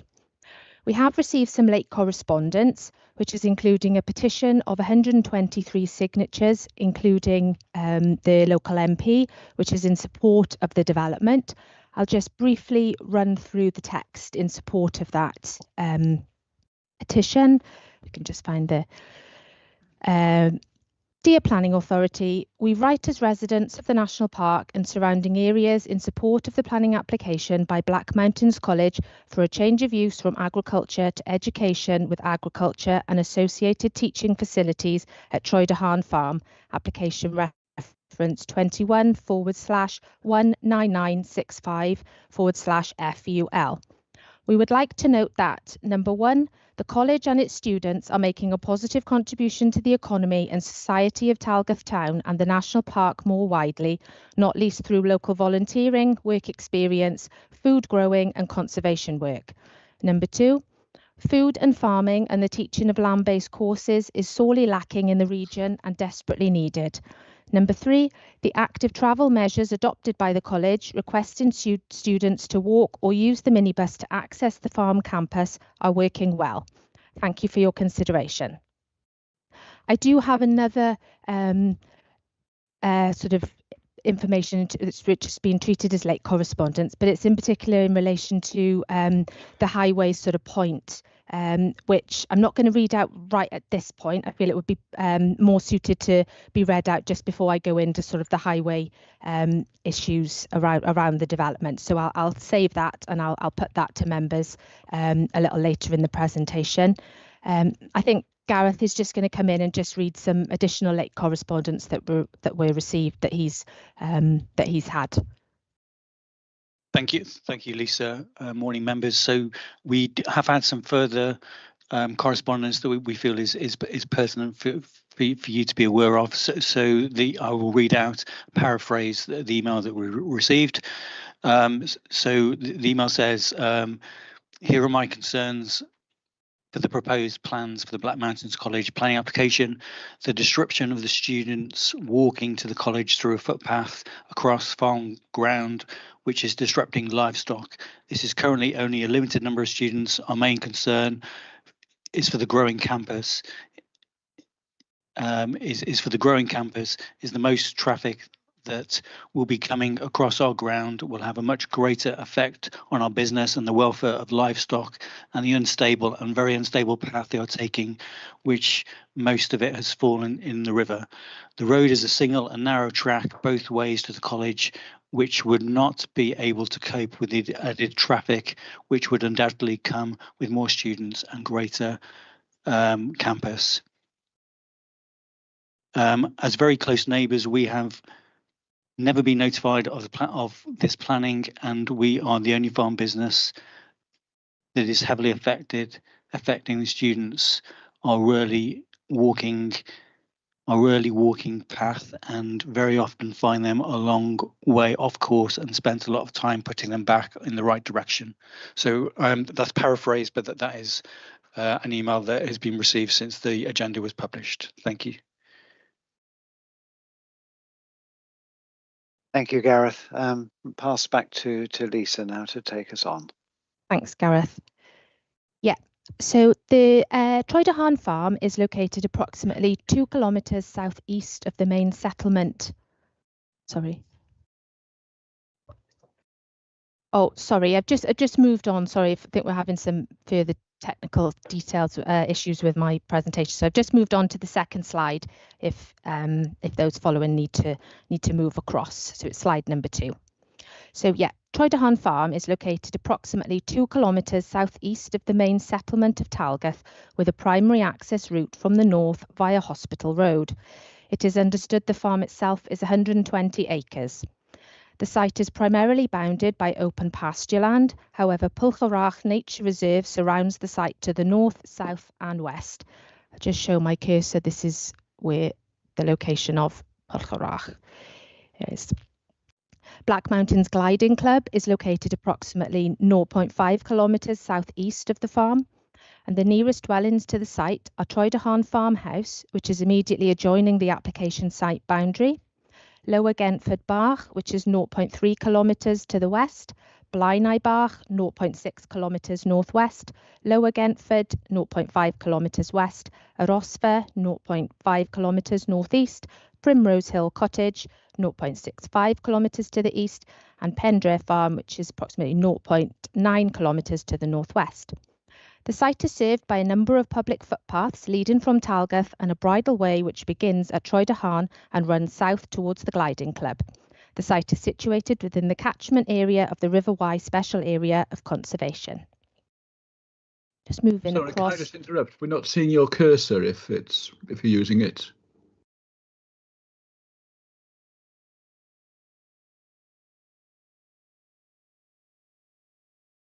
Okay. Can you see the slide that's I think we're having to manually move across the slides ourselves. Is that correct? Yes. So yes. if you could say which slide number we're moving on to. I'm not sure whether your cursor is actually showing up on our screen, Lisa. So in terms of pointing things out, I think you need to explain perhaps as well as point on your screen to them. Thank you. Mm-hmm. So I've just moved on to slide number 3, which is a photograph with just an arrow explaining where the site is from sort of the centre of sort of Talgath, really. The site itself is made up of a number of buildings, many of which are agriculture in vernacular, with some being in a bad state of repair. In addition to these buildings, there is a property which is residential in nature, an L-shaped stone barn, a further stone barn, a single-storey rendered finished building, which is said in the application to be residential in use, and a single-storey garage-style building. A polytunnel is also located on the site. 2 locally listed properties are located within the application site boundary, one being the main farmhouse on the site and the other an L-shaped barn. Another small single-storey building, which is finished in render, is also on the local list, however is just outside of the red line boundary. I'm just going to move across to slide number 4.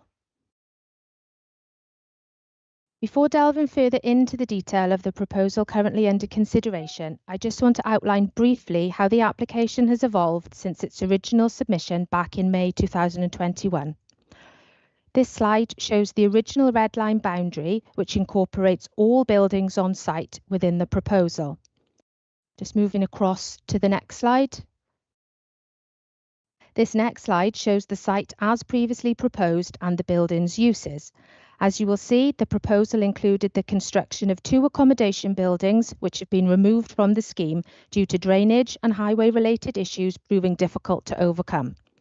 The proposal has been scaled back, limiting the use of the site for a maximum of 80 students, as opposed to an original proposal of 300 students.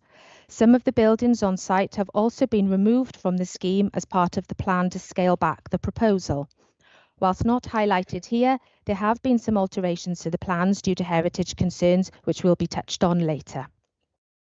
Moving across to the next slide. Number 6 now. Number 6. Sorry.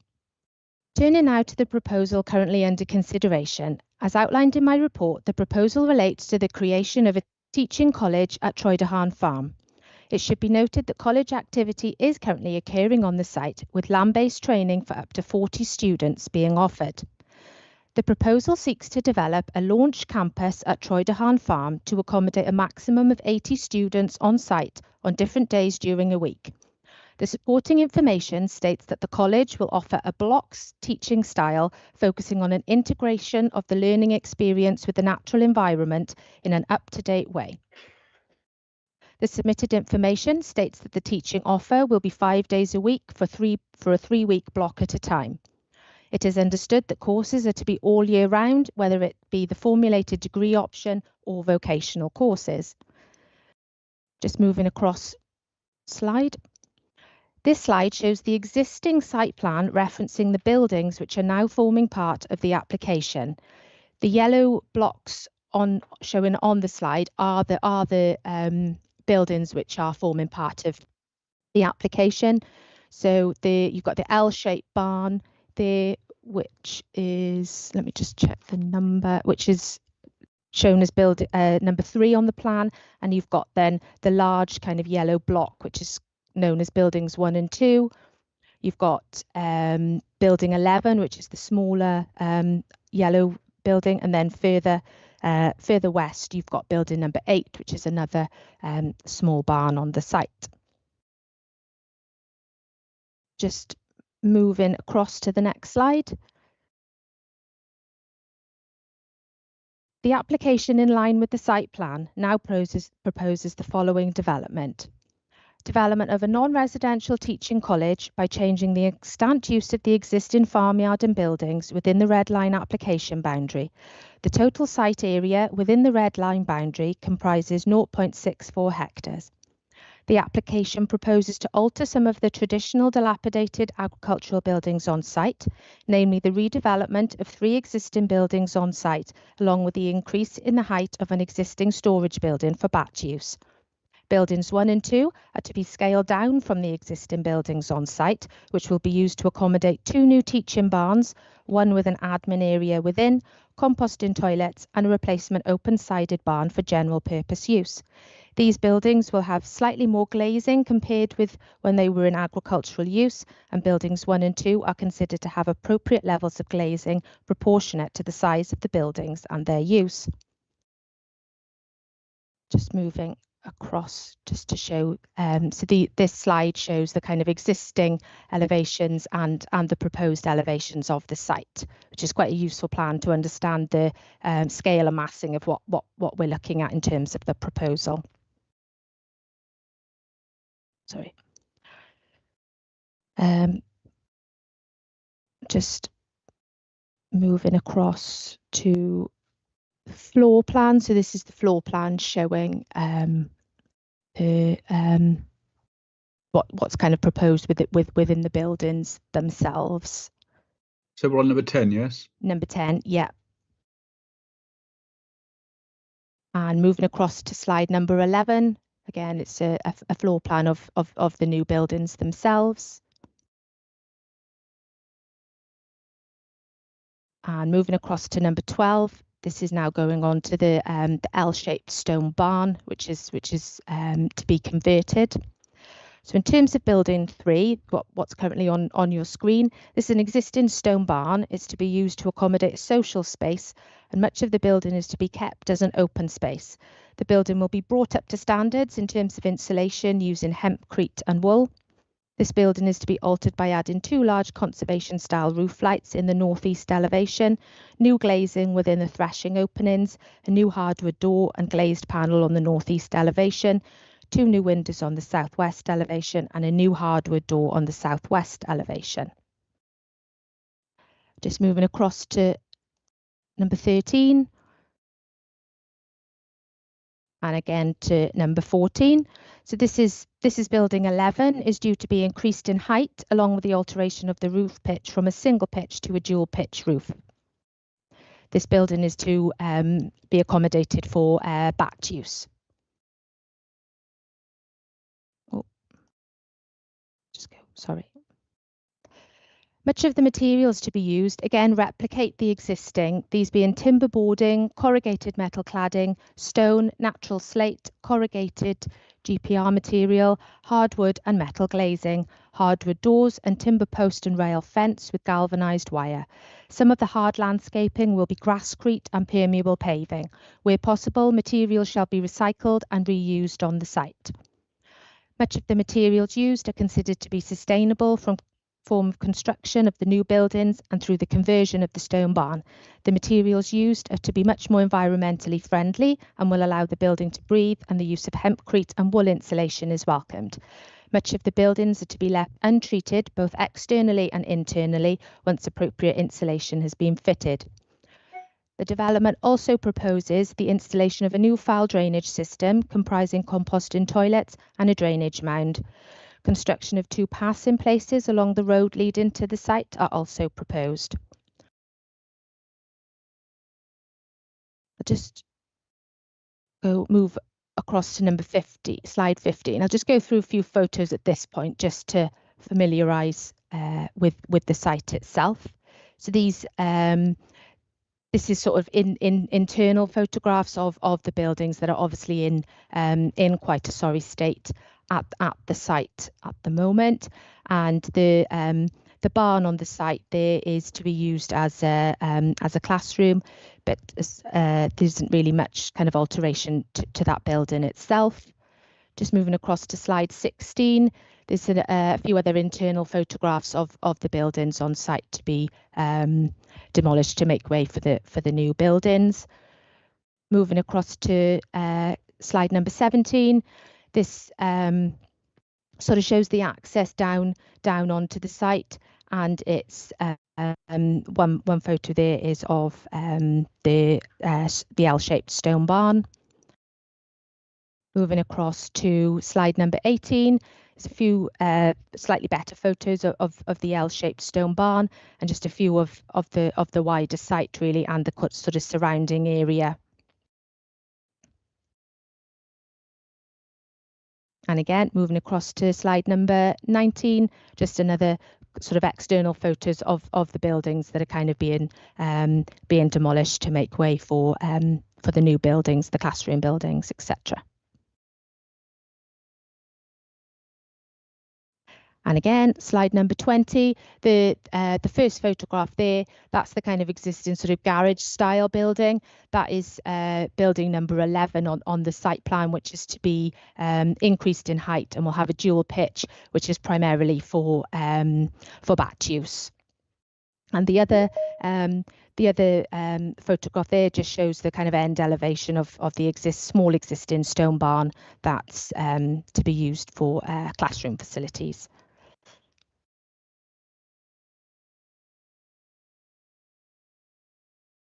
There have been letters of support and opposing the scheme, which have been summarised in the report, which I'll touch on later in the presentation. All of the material considerations are outlined in the report. However, I'll go through a number of key points in this presentation. In terms of the principle of the development, as outlined in the report, the principle of the development proposed is accepted in terms of its compliance with both national and local planning policy, and the need for a countryside location to achieve the desires of the development is understood and accepted. The authority commends the ethos of the proposal and supports the desire to create a sustainable form of development to respond to the missions of the Banau Brycheiniog Management Plan, and therefore the wider principle of development is not contested by the authority, and therefore this is not further explored in this presentation. In terms of heritage impact, as outlined, the application site is home to 3 locally listed buildings, with some extensive work originally proposed to the L-shaped barn on site, which resulted in an objection from the heritage officer. Originally, a non-traditional roof form was proposed, along with the introduction of new openings, excessive roof light numbers and solar panels. The agent and applicant responded to these objections, which relieved the objection on heritage ground to offer a more sympathetic conversion of the historically important barn. From a heritage perspective, the development is now considered appropriate, and appropriately worded planning conditions have been recommended should the application be sought for approval.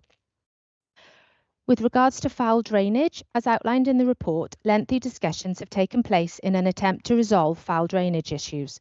The site is located in the catchment of the River Wye Special Area of Conservation, and therefore the development has been screened accordingly.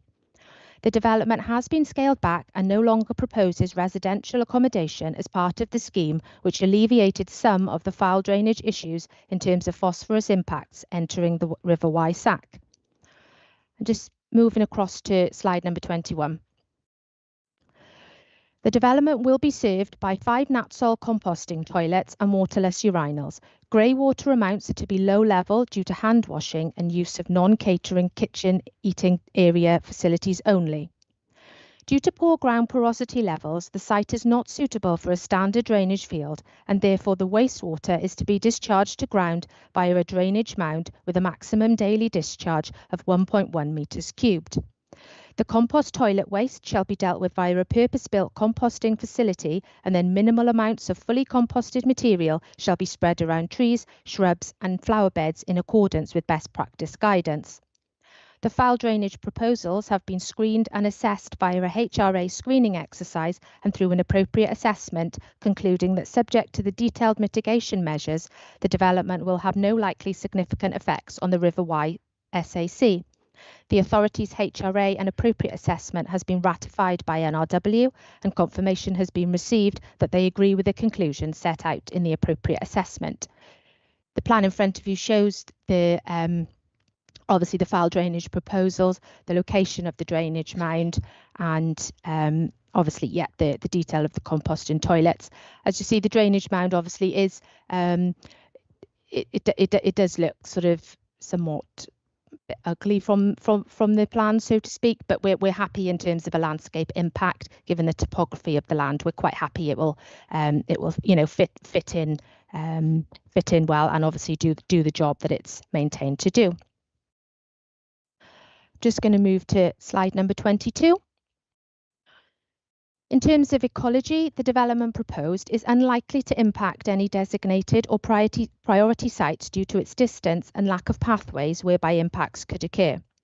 The buildings which are the subject of the application has been subject to preliminary bat roost assessment. Buildings 1, 2 and 3 were found to be supporting bat species, with building 3 supporting 4 species of bat. These were considered to be day and night roosts, and no structures were found to be supporting maternity roosts. Roost features for pipistrelle bats are to be retained in the L-shaped barn, with building 11 being altered and converted to a dedicated bat building to compensate for the loss of roosting areas for lesser horseshoe and brown long-eared bats. Appropriate bird nesting features are proposed and have been included within the submission, as well as external light-in features. Such conditions would be imposed to ensure adherence to these mitigation measures should the application reach an approval stage. In terms of biodiversity enhancement features and green infrastructure, much of the features proposed are welcomed. A managed wildflower meadow is proposed, along with new botanic garden areas with native species. Much of the existing hedgerow around the site are to be expanded and improved with additional native planting.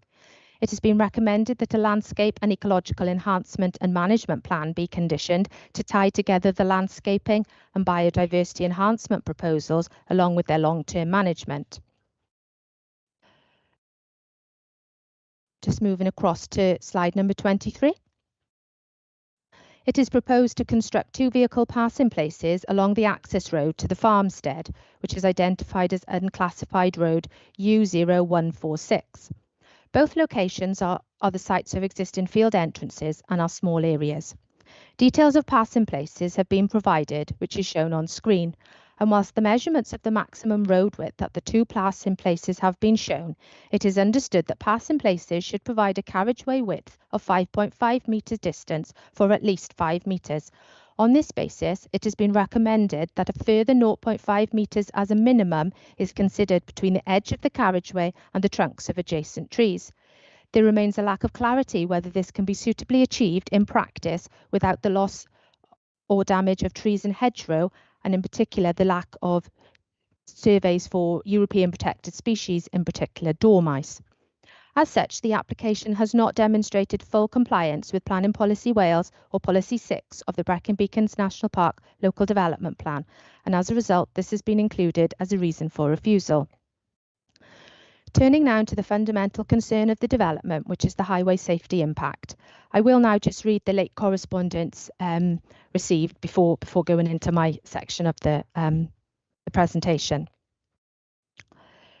So I'll read it out word for word, but there is mention to a link to a document, which is quite a lengthy document. So I'm not going to read that. To the BBNPA Planning Committee, I have attached a document about liability. If you have a read of Section 3, you will see it explains the Section 41 and Section 58 elements of the Act. Paragraph 3.3.7 states, a highway authority need not place reliance on Section 58 until such time as the claimant has proved a breach of Section 41 by proving A, the highway was dangerous to traffic or pedestrians in the sense that danger may reasonably have been anticipated from its use by the public. B, the dangerous condition was created by the failure to maintain or repair the highway. And C, the injury or damage resulted from such failure. Mills versus Barnsley Metropolitan Borough Council, 1992.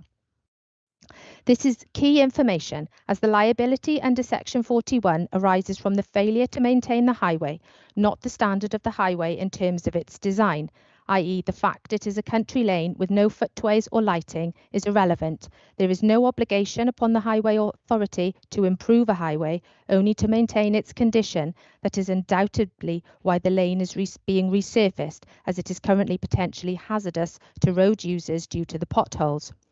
Therefore, the standard it should be maintained is to not dependent upon its use by the college students in any way whatsoever. In that context, the development is only relevant if its use increases the maintenance frequency, which is unlikely for the lane as the traffic is reduced when compared with the historic use of the farm, but there could potentially be an increase in wear and tear on the public footpath should lots of students due to use it rather than the minibus. However, BMC have confirmed you would be prepared to contribute towards any extraordinary maintenance which the Highway Authority has powers to secure anyway, if proven to be the college's fault.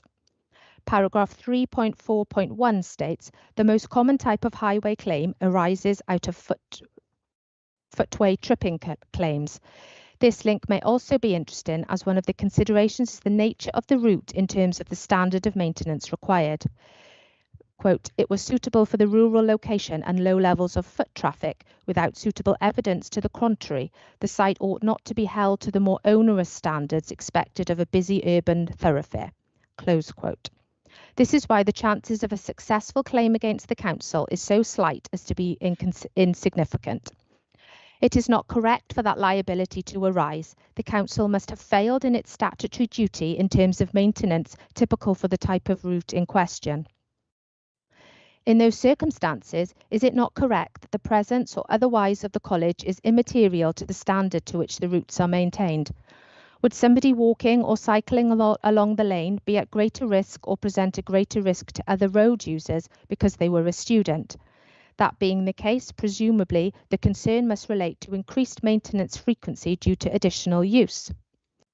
If the college were deemed to be responsible for extraordinary wear and tear, as the Highway Authority may pursue the college under the Highways Act, and in any event the college has confirmed it would be willing to contribute anyway, what is the issue here? One other thing that occurred to me this evening is the actual impact in practical terms. I've had a quick look at the application location plan and the extent of the red line. It does not include the land. BMC does not need planning permission for the students to actually undertake their land-based training on the land itself. If that is right, in highway, transport and access terms, the proposed development, i.e. change of use of some buildings, etc., has no impact, as all it is doing is providing better facilities for the students once they are on site.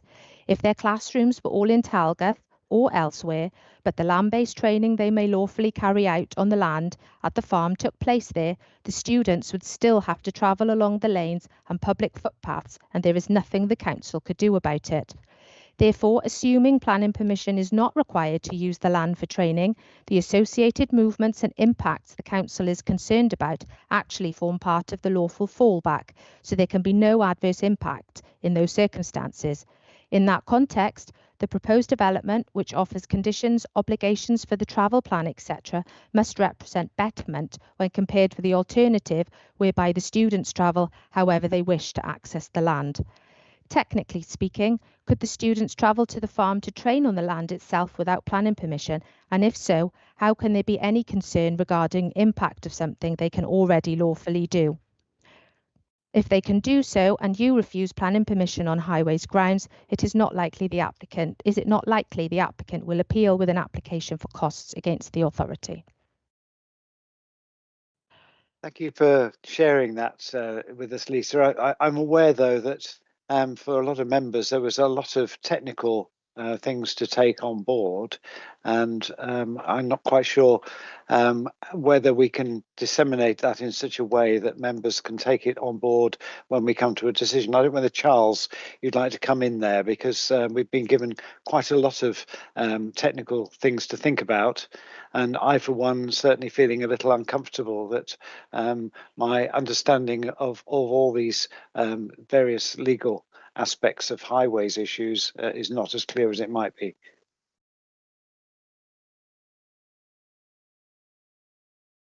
Thank you very much, Chair. Yeah, in relation to the highways issues, these are quite difficult. There's a lot of mention in relation to liability, and I myself, when I read this report, was just wondering what the relevance of all that was to members. I think the real test here is likely to be your policy. Now, the policy in relation to transport isn't actually mentioned in the report, so I'm going to turn to my colleagues and just ask if they could inform you what policy actually says. But I'd be very surprised if the policy doesn't focus on highway safety and whether there's a highway safety issue rather than who's going to maintain the highway. That's the first point I would say about it. The second point is that there has been mention of a fallback position in relation to highways, and I know that Davina wants to say something about that because we did discuss it in advance of the meeting. And then I think there's also a point not related to highways but related to ecology, which comes out of the officers' report, which we should mention as well. Thank you, Charles. Can I hand back to Lisa to continue with presentation? I think Davina's sorry. Davina's got the Davina's got the traffic impact policy up, so she'll read that to you. Yeah, thank you, Davina. Yep, no problem. So the relevant policy in the local development plan is policy 59, impacts of traffic. And I think that is referred to in the reason for refusal 1. And just to outline what it says, so it says development will be permitted where appropriate access can be achieved.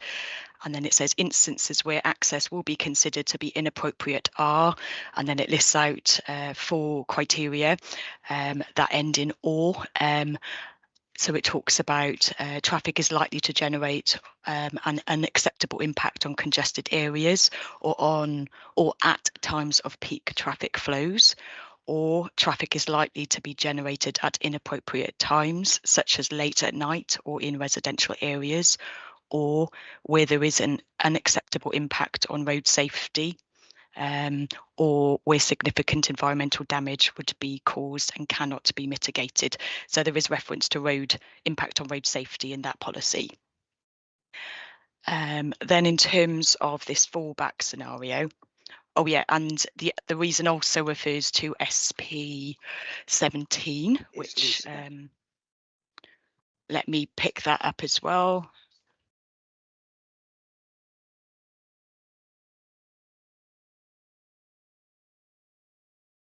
So my word search is not working. I've got it here. Have you got policy? Yeah, so policy SP 17 relates to sustainable transport, and it states to ensure that during the LDP period, land use planning opportunities are taken to improve and promote accessibility and to reduce the need to travel by private car by A, permitting facilities to improve public transport by helping to link between travel modes or providing facilities for passengers. B, ensuring new development is well designed by providing appropriate access for pedestrians, cyclists, and encouraging the provision of new pedestrian and cycle infrastructure.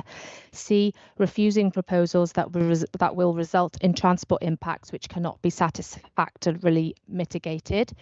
D, where necessary, permitting proposals that assist in delivering improved traffic and parking management that are proven necessary for the enhancement of the sustainable transport network. And E, all development proposal defined as major development must be accompanied by a travel plan prepared to the satisfaction of the MPA. Thank you, Lisa, for that. I'm aware that we have Alistair Knox from Powys County Council Highways, who's going to be helping us in terms of answering questions in relation to that. But before he comes in, I suggest that, Lisa, you conclude your presentation to us before he comes and helps us with our discussions. Thank you. Yeah, no, that's fine. I'm just going to move across to slide number 24.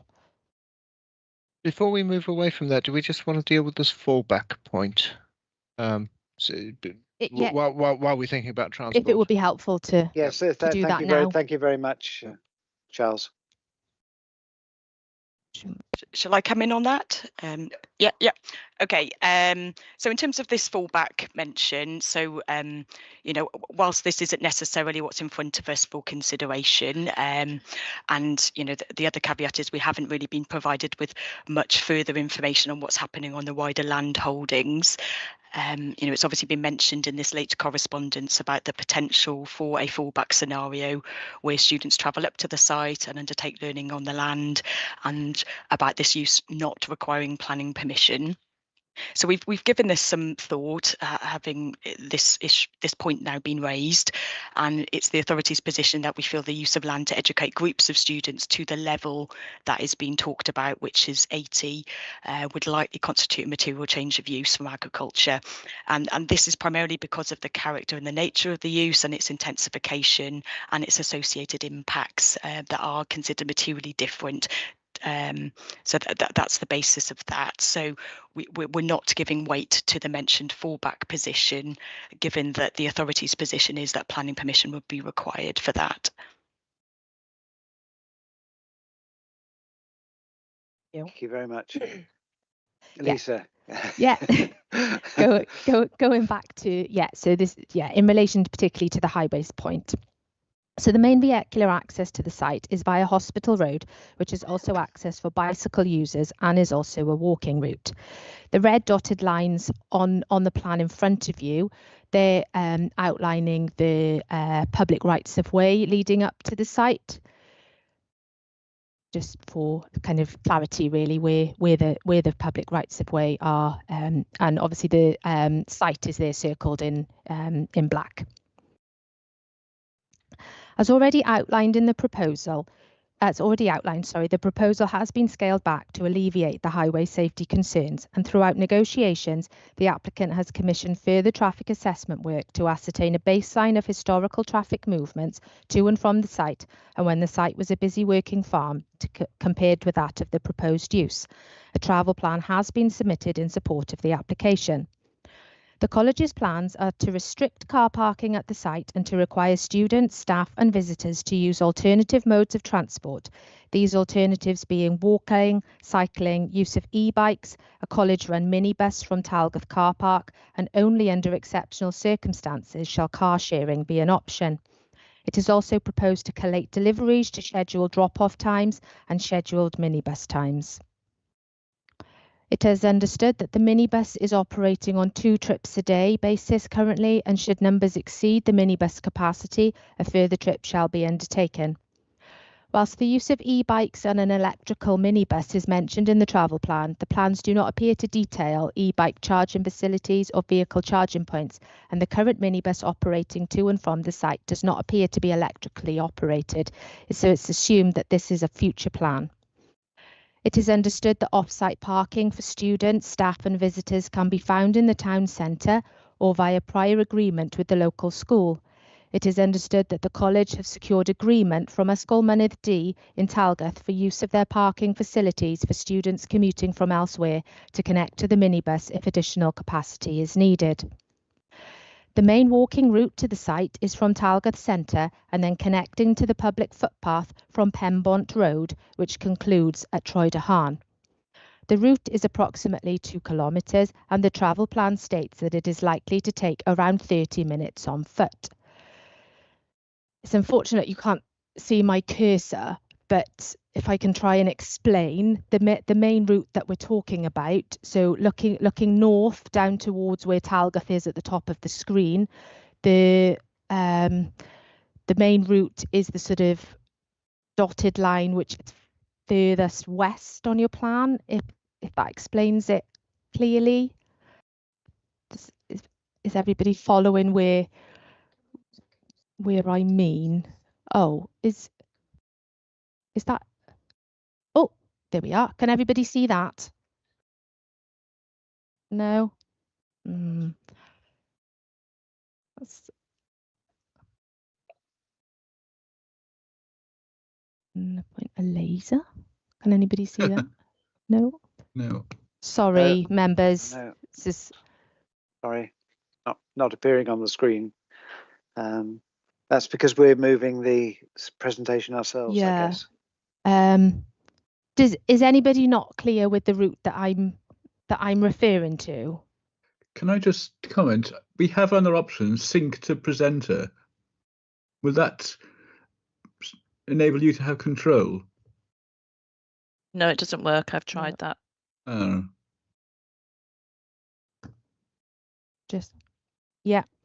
So yeah, the main sort of public right of way route that we're talking about, it's looking from Talgath, it's the sort of furthest dotted line route that takes you right up to the site, and it sort of borders Pwlchyrach, if you can understand where I'm talking about.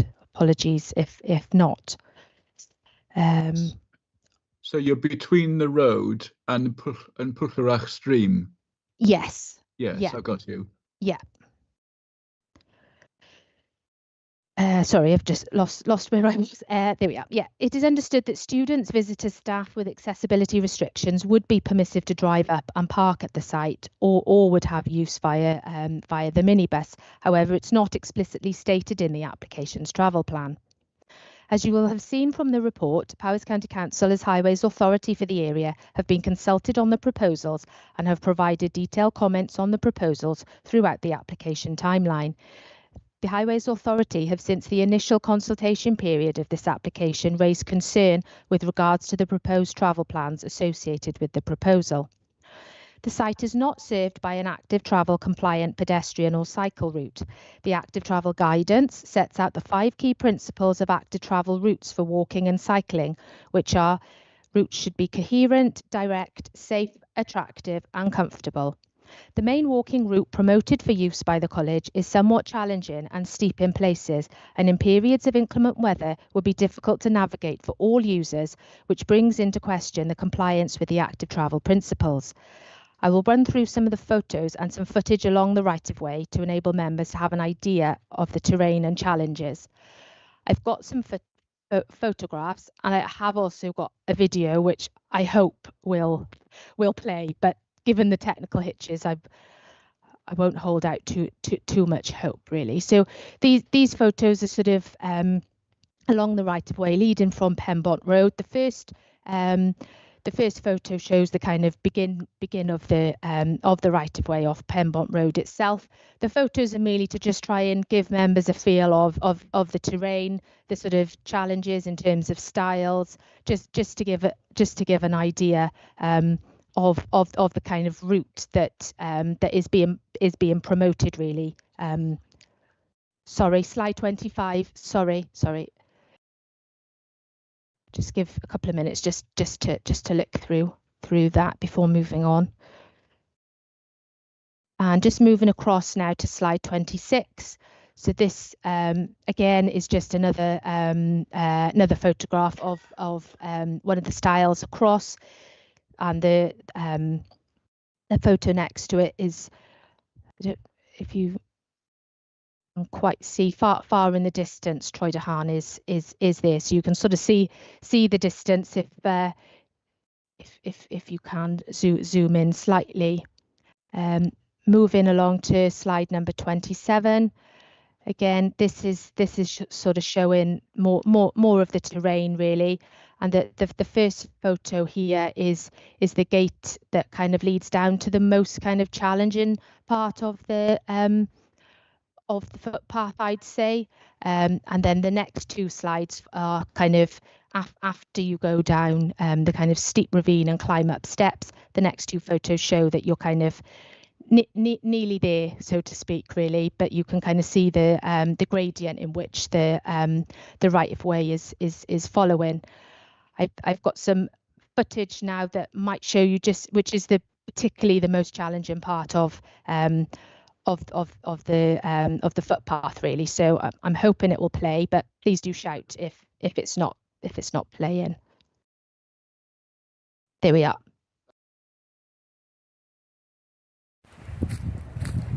Yeah. On slide 28. Yeah.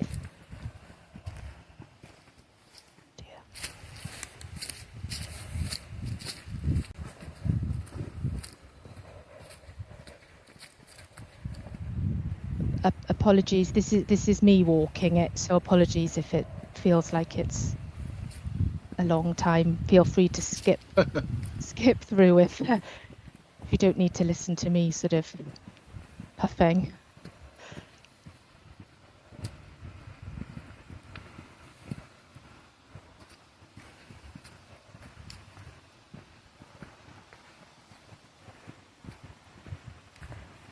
So you can sort of see the kind of steepness that obviously the footpath is taking, with kind of limited sort of handrails, and if you do kind of lose your footing, it's it's quite challenging even for the sort of Motion detected at the front door. Oh, sorry. Yes, even for the sort of regular walker, it could be quite a challenging terrain to navigate. We've got a fairly new footbridge now coming across. Apologies if you can't hear me, which is obviously quite narrow, which is then going to lead up to quite a number of steps up, quite steep.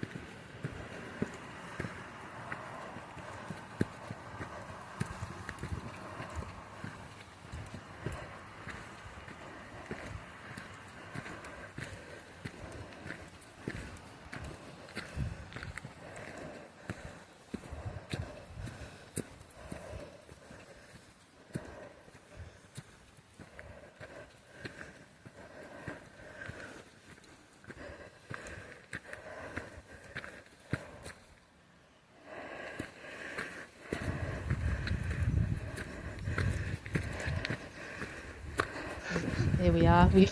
Right. Apologies for, but I think it was quite key to just explain to members, you know, the kind of section of that that is quite difficult to navigate. And apologies for my sort of huffing and puffing towards the end there.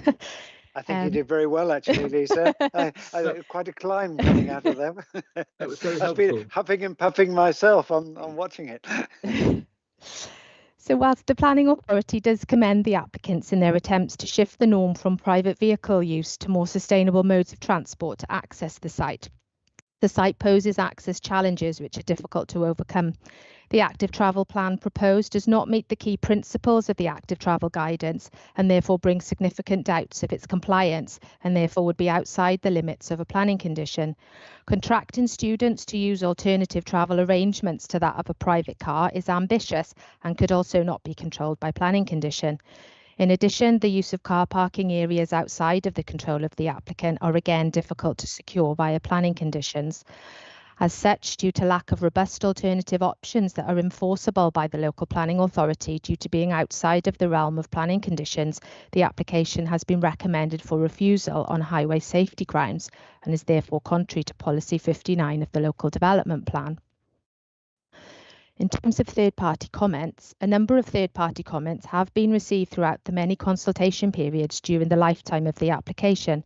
The responses received are outlined earlier in the report, and there is a mix of both support and objections to the proposal. Much of the comments commend the ethos and theme of the Black Mountains College and very much support the idea of developing a teaching facility offering modern ways of learning for sustainable courses. However, many of the concerns relate to the access to the site. Whilst these comments have been considered, the highway implications of the development, lost my track then. In terms of the impact of the development on the closest dwelling to the site, part of the site with the most activity is located a fair distance from this dwelling, with the main access being located away from their access to avoid people arriving and leaving, disturbing the neighbouring residents. However, it is appreciated that substantial numbers of visitors to the site could still cause disturbance. The reduction in students to be on site and the removal of the overnight accommodation is considered to go some way to reduce potential noise disturbance to neighbouring residents. Should the development reach a stage of approval, it would seem reasonable to impose conditions to restrict the times in which the site is in use to appropriately manage any impact on the amenity of neighbouring residents. In terms of the construction phase of the development, again, it would be reasonable to restrict the working hours and the hours in which deliveries can be made to protect the amenity of the residents of the adjoining dwelling. The proposed alterations to the buildings on site primarily are some distance away from the residential dwellings, and apart from buildings 3 and 11, are all to be reduced in height. Therefore, these are not considered to cause overbearing impact upon the neighbouring residents. In terms of building 11, which is the dedicated bat house, it is noted that this building is to be increased in height, which may cause some impact to the dwelling in question. However, on review of this, the building is located approximately 33 metres away from the dwelling and is at a lower level than the dwelling in question. Therefore, this increase in height is not considered to detrimentally impact the amenity of the dwelling or cause an overbearing impact upon the dwelling enough to be incorporated as a reason for refusal. To conclude, the ethos of the proposal is supported by the local planning authority and the principle of the development is supported. Much of the proposal accords with both national and local planning policy and also corresponds to the missions of the Banau Brycheiniog Management Plan, a BANAI. Many of the issues raised throughout the application have been addressed. However, some elements of the proposal are ambitious, namely the active travel plan, which proposes students, staff and visitors to utilise the public right-of-way to access the site. The applicant's active travel plans are not considered to be coherent, direct, safe, attractive or comfortable active travel routes, and therefore on highway safety grounds, there remains a highway authority objection to the scheme. Much of the way in which the applicants are proposing to shift the norm of the use of private vehicles are outside of the remit of a planning condition and would be uncontrollable by the local planning authority, and therefore the authority is unable to support the application on highway safety grounds. Whilst much of the information provided in support of the application relating to ecological matters has been accepted, the passing places proposed do not clearly demonstrate they can be achieved without ecological impact to nearby trees and hedgerows and protected species, and therefore the scheme has not demonstrated full compliance with Planning Policy Wales 12th edition and Policy 6 of the Brecon Beacons National Park Local Development Plan. The application before you today has been recommended for refusal for the reasons set out in the report. Thank you. Thank you very much, Lisa. I think before members can ask questions of Lisa, it might be helpful to have Alistair Knox, who's on the call this morning, just to talk us through. Before that, I'll ask Charles Felgate just to come in. Thank you, Charles.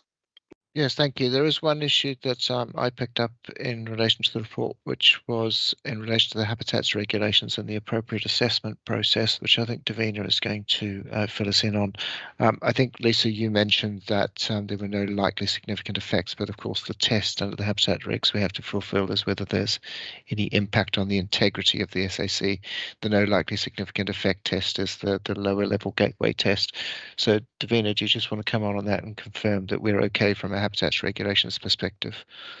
Yeah, no, that's fine. Yeah, so it's just about terminology, really. So the conclusion of the appropriate assessment, which is publicly available and consulted with NRW on, is that adverse effects on the integrity of the River Wye SAC, Special Area of Conservation, can be avoided by the application of planning conditions. So that's the conclusion of the appropriate assessment, just for clarity. That's very helpful. Thank you very much. Thank you very much. Now, John, did you want to come in early now before I ask the Powys Highways Authority member to, thank you. Thank you. If you would let me do that, please. Yes. I want to open with some remarks that a context I have, expertise I have in this area. I'm alumnus of I have an honorific post in the University of Gloucestershire. When I was working full time there, I regularly did transfer lecturing with Hartpury College, which is an agricultural college. Now, some members have posited to me that BMC isn't offering anything that's not available elsewhere. And I just want to make quite clearly that what I've seen and read about BMC shows that it's a unique offer in terms of agricultural training and in the ethos of net zero and climate change, and in that sense it is perfectly unique compared to other offers. Now I wanted to come to the transport issue. Well, John, shall we let the Highways officer speak first, okay, and then we can make questions of the Highways officer in relation to transport, having heard the whole picture. And I think we need to limit ourselves to making questions of the presentation before we get into the merits of proposals. So I'll ask Alistair Knox, if I may, to come in now, and then you can respond to his presentation if you wish to do afterwards. Thank you. Hello, thank you, Chair and members. I hope you can hear me all right. Yeah, okay, thank you. I suppose the obvious one to pick up on first is this question of the sort of the Highways Act and the Section 58 liability. I've not actually had sight of the late sort of submission. I did listen. I have no issue with the content of it. It's extremely well written and it covers sort of liability issues very well. It probably needs me to just explain to you possibly how that has come up.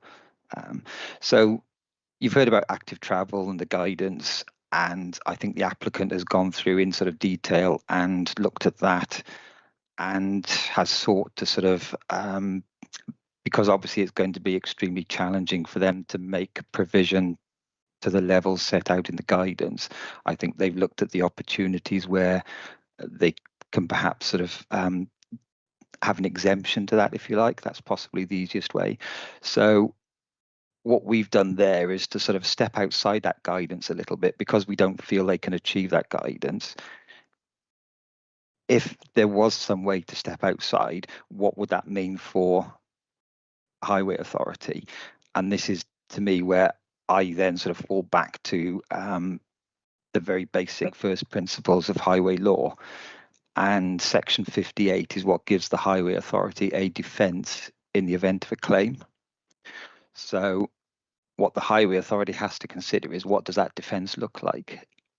Now, they're right, it is about maintaining the highway to an appropriate standard, but I think the concern that we have is that if through a planning process somebody introduces a different type of use on a highway, then is it appropriate for the Highway Authority to, at that time, consider what changes are appropriate to make it usable for that new class of user?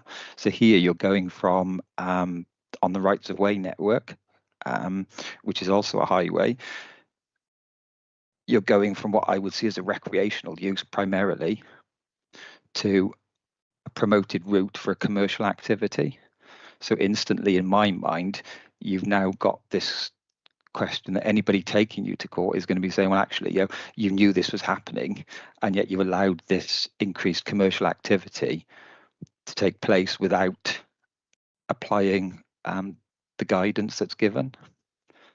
So, and similarly, on the unclassified road, you're introducing potentially more pedestrians, more bicycle people going to a commercial thing than are presently there. So I think, that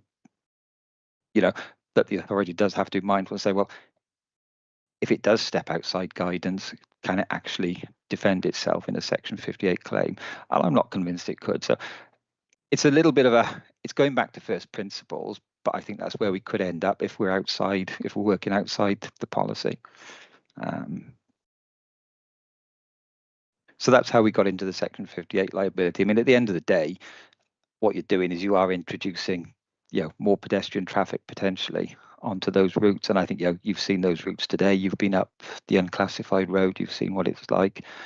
And I think it's not difficult to see that it is, putting a more mix of pedestrians into that sort of situation does make people feel uncomfortable.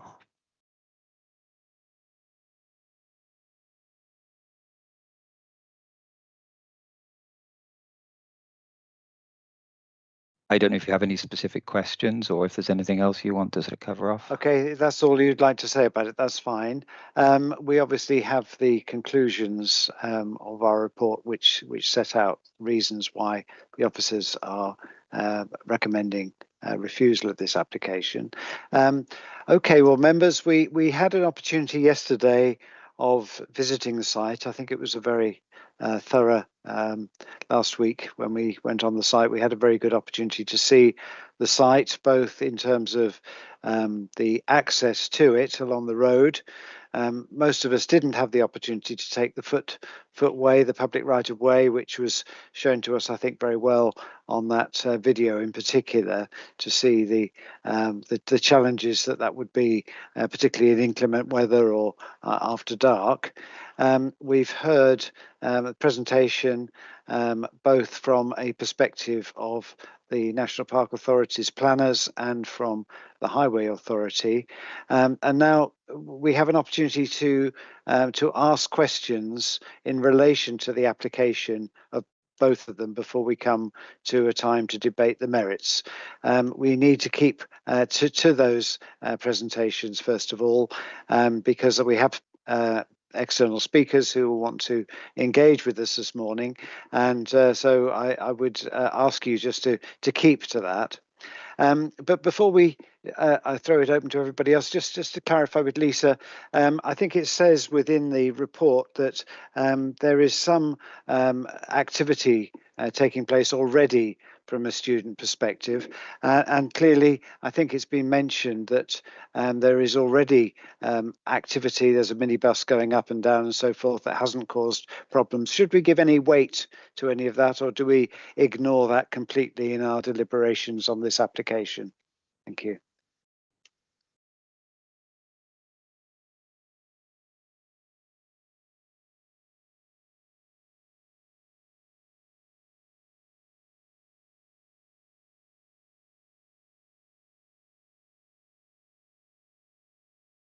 Yeah, I think it's important to note that what the proposal is incorporating is the use of the site for 80 students, which it's our understanding that isn't currently happening. But yes, whilst there is activity going on, we are considering the application sort of part retrospectively in terms of the use of the site. But I think it's important to note that the application is for 80 students at the site, which is our understanding isn't happening at the moment. So yeah, that's kind of where we're at. We're looking at a proposal that's incorporating 80 students using the site, and obviously that's where we're kind of getting to a point. Fine. Okay, so we're starting effectively with a clean sheet with an application that we need to consider on its merits. I think that makes it quite clear. Thank you.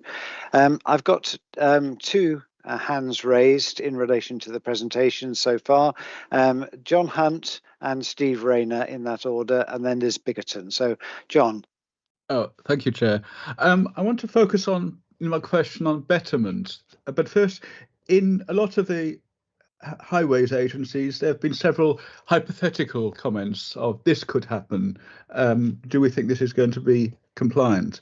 But looking at the history of the farm, it used to be an intensive pig unit. We've talked about it as being currently agriculturally classified, and that means without any significant change, intensive or certainly livestock farming could resume. That would necessarily lead to road use with feed deliveries and so forth from drivers under pressure. Those drivers wouldn't be familiar with the pedestrians that might be using it now. So there would be a risk posed, and there's a betterment, I would say, by going away from at speed livestock delivery drivers to electric minibuses that know, or minibuses going back and forth that know the students might be using that route. So I think we can hypothesize that there's a betterment in the nature of the people who would be driving this would put less vulnerability on pedestrians using the road as it's proposed. So I think there is an element in which there's less risk posed by the use of the road by traffic associated with a college than if it were a farm. So I think that is quite clear in my mind that there's a betterment in terms of road safety, in terms of whoever is using that as a pedestrian, which could currently be members of the public, never mind the students. So I think you can argue there's a reduction in risk by it not being a farm and being a college, because you've got people who are using that road who know what it's like. So, John, are you questioning Alistair Knox on this as a matter of? I mean, you're raising issues for debate, I guess, but I guess so. Yes, and yes, I suppose the basis of your question is the nature of the vehicles using it and the nature of the use inherently less dangerous than if it were to be revert to a full farm use. Is that what you're suggesting? Yes. Whether you'd like to come in on that, Alistair, is there a differential between different uses in that way? I mean, at the end of the day, they're all vehicles on the network, aren't they? So they'd be trading off some of their existing farm use for sort of possibly increased minibus activity. But at the end of the day, they're still going to require deliveries in larger vehicles, I'm assuming, for their own farming purposes. So there's still going to be some degree of traffic. Plus, you have to remember, certainly whenever I've been up there, I've met other users who live, and work on that lane further on up. So I think when I was there a couple of weeks ago, the people I met were obviously, they farmed the land or they lived further up the lane, so they remain users, and some of them, yes, are in tractors and things. So I'm not convinced wholly by saying, well, if you substitute, farming activity for a knowledgeable sort of, minibus driver, I'm not necessarily convinced that will sort of reduce the risk. The risk will always be there when you get, mechanically propelled vehicles interacting with pedestrians or cyclists. And effectively, that's what you've got to think is, you're putting potentially at some point in the day, you're putting 80 people onto, those routes. And, I think I walk down the road as well as the right of way, and for significant lengths of that road, there is nowhere for you to go. You know, the person coming down the road behind me had to wait. He had to follow me down in his vehicle because we physically couldn't, we couldn't pass. I couldn't climb the bank for him to pass. He had a big vehicle, and there was no way for him to pass, and I think I had the benefit the same as you from being there, in the middle of a nice sunny day, in the middle of winter when it's wet and dark. It's not going to remove that risk, is it? Thank you, Alistair. John, before we move on, were there any other questions you had? That'll do for now. Thank you. Raise them when we come to our debate later on, if that's okay with you. Steve Rayner, hand is raised. Thank you, Chair. Yeah, a couple of questions, if I may. Thanks, Alistair, for your comments earlier on, which have helped to clarify for me what I found quite confusing in the paperwork. But I just want to clarify that I've kind of understood it correctly. So, I mean, there's lots of talk of active travel and active travel standards, but I think what you've clarified for me is that that's kind of not the standard that we're looking at here. We're essentially, and that's the reason for the liability thing coming around. That's your, as you described it, the sort of fallback or the bottom line in terms of transport standards. So as I understand from what you said, essentially, what we're looking to assure ourselves is that the transport arrangements are safe for pedestrians and cyclists, and that could be on the road network or it could be on the rights of way network.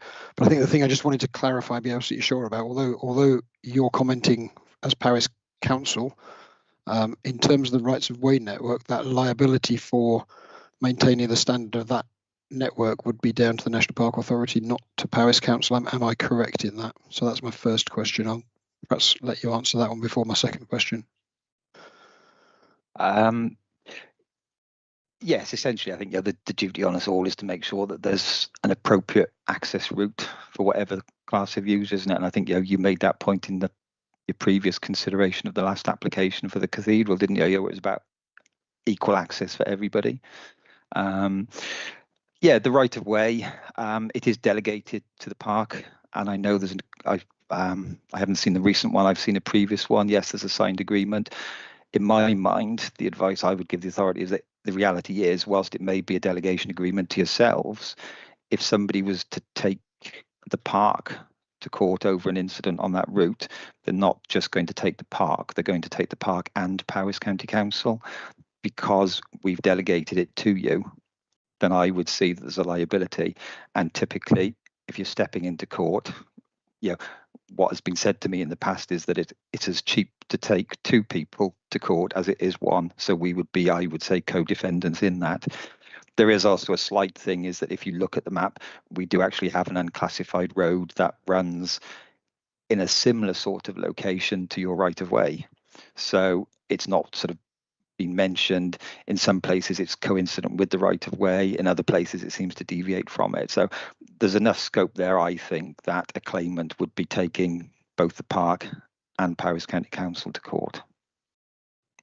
So I'm not convinced that Powys County Council can't step back and say, oh, it's all yours under the delegation agreement. I very much doubt that would be the case. Okay, thank you, Alistair. Can I come back to Steve for your second point? Yeah, so my second question was about the fallback situation that Davina described to us earlier. So if I understood you correctly, Davina, you were suggesting that by having students training on the land, they're being educated on the land, in effect, a change of use of the land has already occurred, albeit not approved. And if that's the case, then should this application not be considering the land as well as the buildings? Yeah, so I think that's an interesting question. I think we probably haven't had enough information in front of us to know how much extra land beyond the red outline is currently being used and to what intensity and use. So, there's a question mark in my mind about that, but I think it's something to explore with the applicant outside of this application regarding the wider kind of land and what's happening and what's proposed in the future on that. Thank you. Thank you. Liz Bickerton. Yes, I've got a couple of questions. In relation to the clarity, really, so the access road goes close to Pwllhyrach Nature Reserve. My first question is, do we have any data about the visitor numbers to that nature reserve? I'm very conscious that we went slightly out of season as a Welsh deciduous woodlands, you know, that it would be the summer visitors, the pied flycatchers, the red starts, etc., that people would normally come to see. So perhaps we didn't see the full numbers, being also perhaps a weekday. So my question, do we have any data from the Wildlife Trust about the usage? I do note that Pwllhyrach is becoming very popular on social media, so those sort of numbers would be quite interesting. Press one, and my second question, I'll put them in now, really a highways thing about, I'm very clear that even if we put conditions on the usage of the vehicles up the road, we couldn't enforce that. And there's been a number of allusions to deliveries, agriculture deliveries. There's nothing we can do, I'm guessing this is my question, about deliveries from the normal yodels, everys, DPDs or whatever, to that could come to that. So that just to clarify, we couldn't control that either, could we? So that's outside our scope. So I'll start with those two questions. I've got some views for the later discussion, but start with those. Yeah. Okay, thank you. Lisa? Yeah. I'll come back on those. Yeah.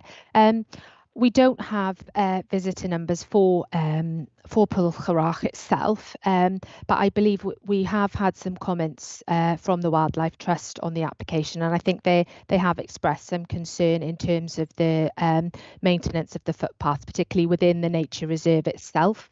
But in terms of visitor numbers, we haven't got that data, but just sort of the few occasions that I've been up to the site in sort of various different stages of the application, obviously, you know, we've been considering it for some time.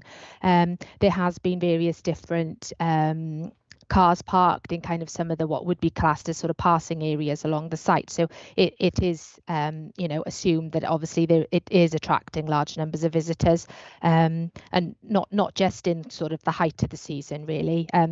When we came down from the member site visit last week, there was a couple of cars parked there as well. So yeah, whilst we don't ordinarily have the data to hand, it's kind of, you know, assumptions really, and obviously they have submitted some comments based on their sort of concern of the rights of way within their kind of area.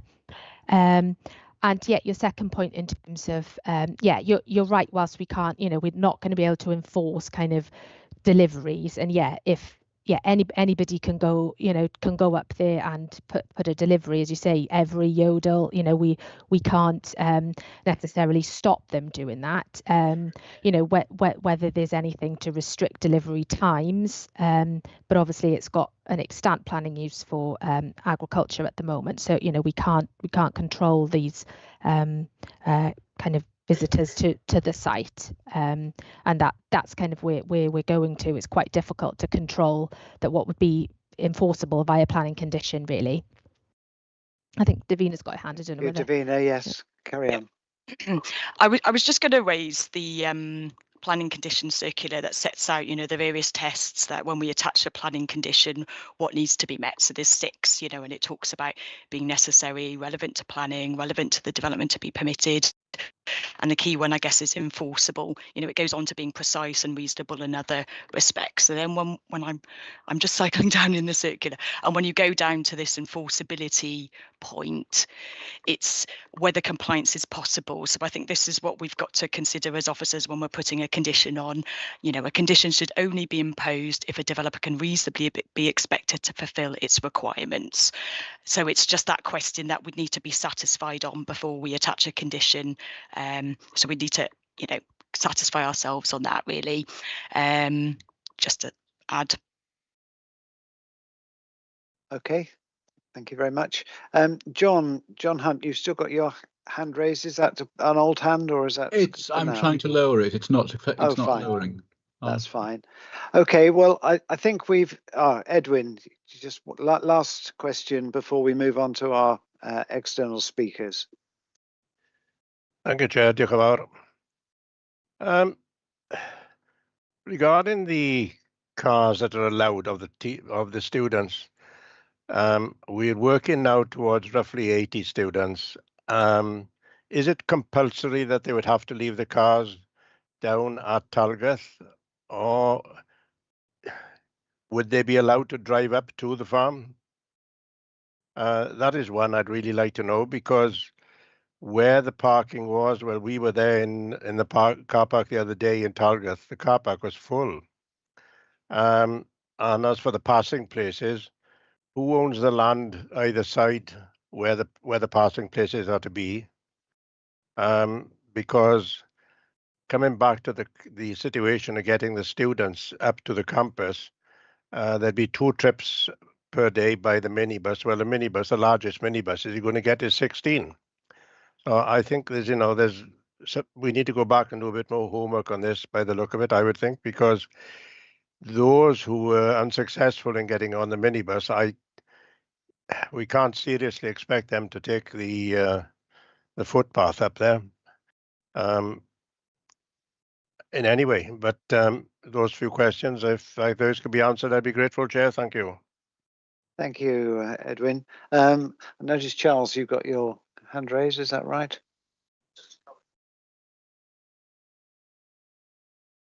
I think you're muted at the moment. My apologies. Just to say there were some conclusions in relation to there. Could members just perhaps keep an open mind until we've heard from members of the public and gone through the debate process in relation to the application? Shall I come in just to clarify the points? Yeah. So yeah, they're proposing 80 students, and it's my understanding that in terms of their travel plan, they're not permitting cars to go up there. But should there be those certain number of passes allowed? I'm not entirely sure. But yeah, ideally there's not to be cars on site, and yeah, ordinarily they would be expected to park in and around Talgath. But there is an understanding that a lot of the students are from Talgath. But yeah, that's obviously a level of uncertainty where all these vehicles are going to be parked, which is obviously alluded to the fact that it's land outside the control of the applicant, so it's difficult to put conditions that are enforceable there. And your question with regards to the passing places, the 2 that are proposed under the planning application, that is land that's it's my understanding, is in the control of the applicant. So it would be their land they would be utilising there to incorporate the passing places. I think that was just the points. Okay, thank you. Davina, did you have a final comment to make before we move on? Yeah, I was just going to clarify some of the notes I'd made when I was reading the transport statement. So, the travel plan, as Lisa referred to, it sets out an aim for 50 to 80% of the students walking and the remainder taking the minibus. And there was reference to one person with mobility matters driving. There was also, a reference to strongly encouraging walking, and there was reference to a mini bus shuttle, 1 or 2 trips a day currently, but with the ability to increase that should, the number of students increase. There was reference to a student contract, including a commitment to sustainable travel. And then also, as we referred to, or as Lisa referred to, there was reference to the college having secured agreement from Talgath School, so Ascoli Mynydd D, and the library for use of its car parking facilities for students. But I'm not aware that we've seen that agreement and how, secure that is a question. Just to refer back to what we can condition and not, I referred to the planning conditions circular that sets out the various tests, one of which is enforceable. And when I'm looking at that circular, it sets out reference to some case law where it's been demonstrated that scenarios may occur where conditions can be imposed when land falls outside the applicant's control, if they are nevertheless able to comply with it. So it's this question that we probably need to satisfy ourselves of: is the developer able to comply with it nevertheless if the land is outside of the control of the applicant? And it sets out an example. Example condition would be one which prevents the collection of passengers from a taxi office. So just so I'm clear, about how that test sits in light of that case law that's referred to in the circular. Okay. Thank you very much. Well, I think we need to move on now to our outside speakers who have been waiting very patiently to be able to speak to us for 3 minutes each. We're very pleased that you've come and are participating in this debate this morning, or this afternoon as it is now. As I say, 3 minutes, you'll be timed very strictly by Danny. And as we did in the previous application, as soon as we get to the 3 minutes, I'm sorry, we will switch the microphone off. So just bear that in mind. Three speakers, all in support, as I understand, of the application. And first of all, somebody from outside the applicant and agent is Helen Luco. Helen, are you with us? And are you happy to speak for 3 minutes? Yes, thank you. Members, you must know how uncomfortable this is for me. I have immense respect for my former colleagues. This is not a speech directed at my friends. They have done their job. These words are for your job today, and I trust in your ability to do this wisely. I've witnessed it before, you questioning the legitimacy of the status quo when it has brought us to such crisis. My former colleagues do not have that freedom. They are constrained by a planning system that was made for a different time, and I should know I was part of that world. You have freedom to make decisions fit for the future. Members, this decision hinges on your ability to believe in the possibility that this university is able to function without harm, utilising a sustainable transport model. You have to do that because such belief is outside the ability of the system's computer models and technical expertise. The tools we need now are considered too creative, too unscientific to be taken seriously in the cynical office of the public arena, but I know you know these tools. Future Banai thinking, a mindset hell-bent on delivering those big shifts from extractive to regenerative, inequitable to socially just. Please bring these tools to bear on this decision, because unless you nudge new ways of doing things from your position of power, I fear the system will naturally keep resisting its own transformation, and we will remain stuck, reliant on the self-limiting rules designed for a different age entirely. I'm not talking utopia here. You have rightly told me many times before, the vision without action is nothing, and you are right. BMC's sustainable operation from this campus isn't just an idea, it is delivering, it is making the change, it is, despite all the hurdles it has faced, thriving. It's why you made it one of your Sarah Banai exemplary practice, inspiring others. I've seen it in practice when I went to lecture on your plan there. You've seen it, but the world you've seen was from a different view, because BMC's fundamental approach and ethos to outside learning, these students being assured an education that my generation was not afforded, the planning officer's generation was not afforded, based on all the tools of the sustainability transition, providing pathways for learning the skills and mindsets necessary for a truly sustainable future. That's hope, but such hope demands your courage. The conclusion drawn before you from officers breaks my heart, because it is framed by a mindset thought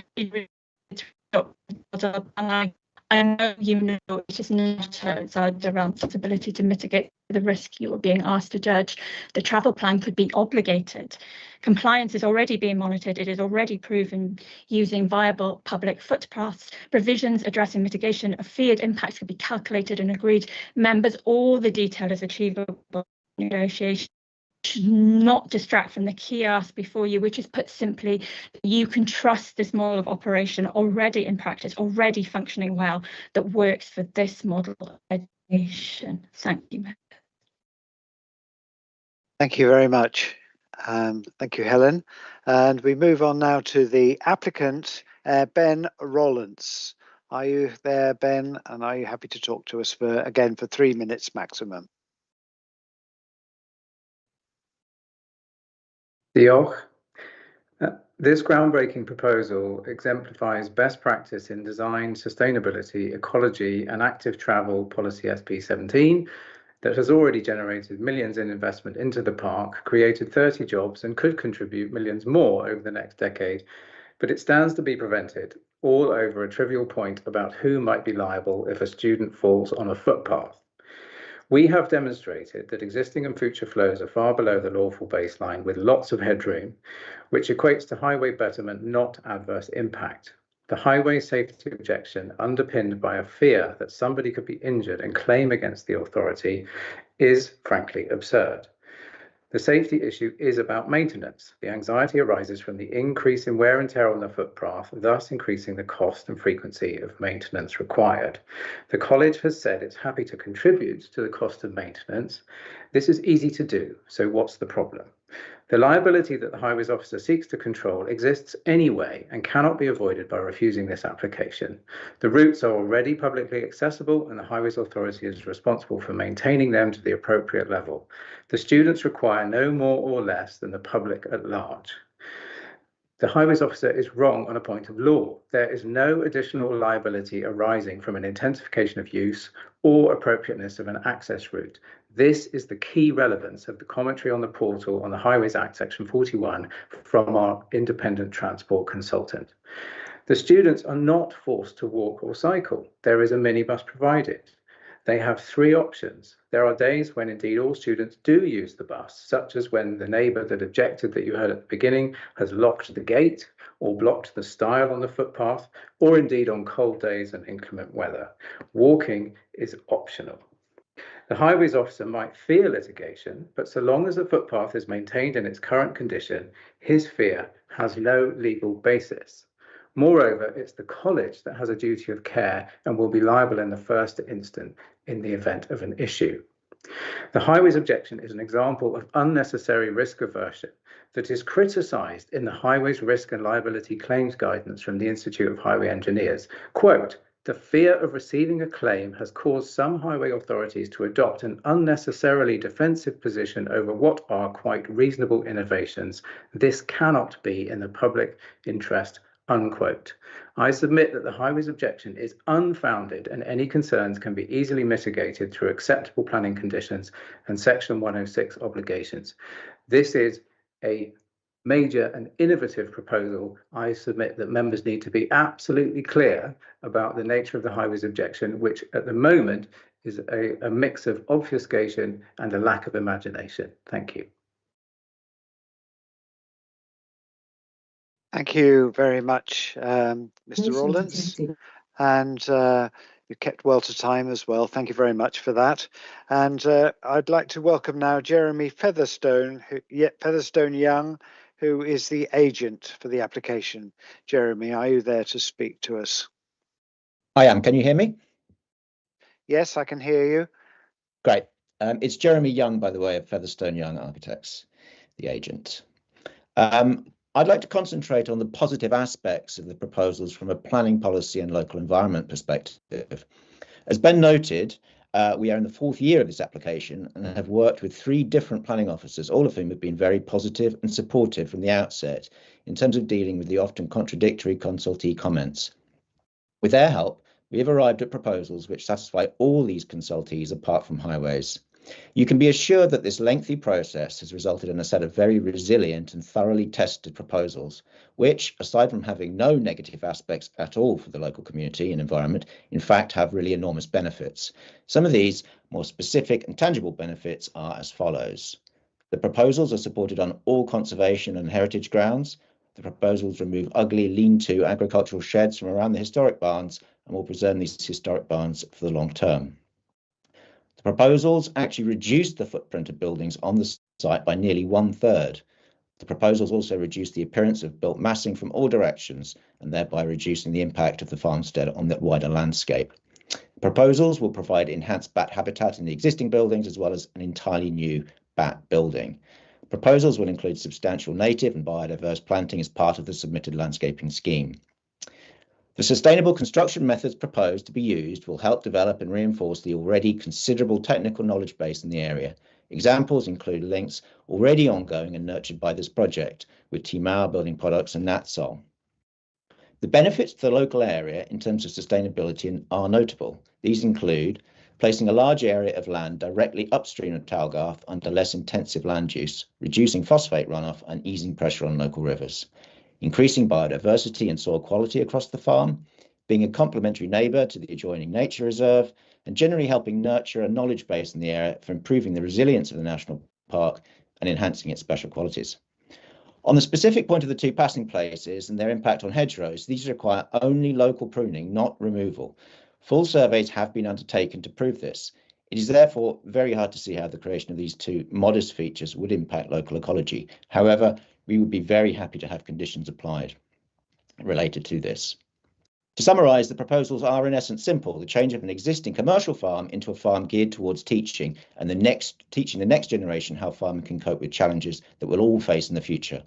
The proposals attract very broad and vocal community support. The proposals will bring substantial social and economic benefits to Talgarth. This will be directly through skilled local employment and indirectly through bringing students and visitors to the area. They will help BMC attract further funding towards other redevelopment projects in town, a prime example of which is already underway at Talgarth School refurbishment. BMC has brought in 10 million already to Talgarth and stands. That's time, Chair. Thank you very much. I'm sorry, Jeremy, we had to cut you short, but I do feel that you probably were able to put over your comments quite effectively. Thank you. Okay, well, members, we have a report in front of us. And there's a clear-cut recommendation at the end of that report on page 65 that the Director of Planning and Place have delegated powers to refuse the planning application.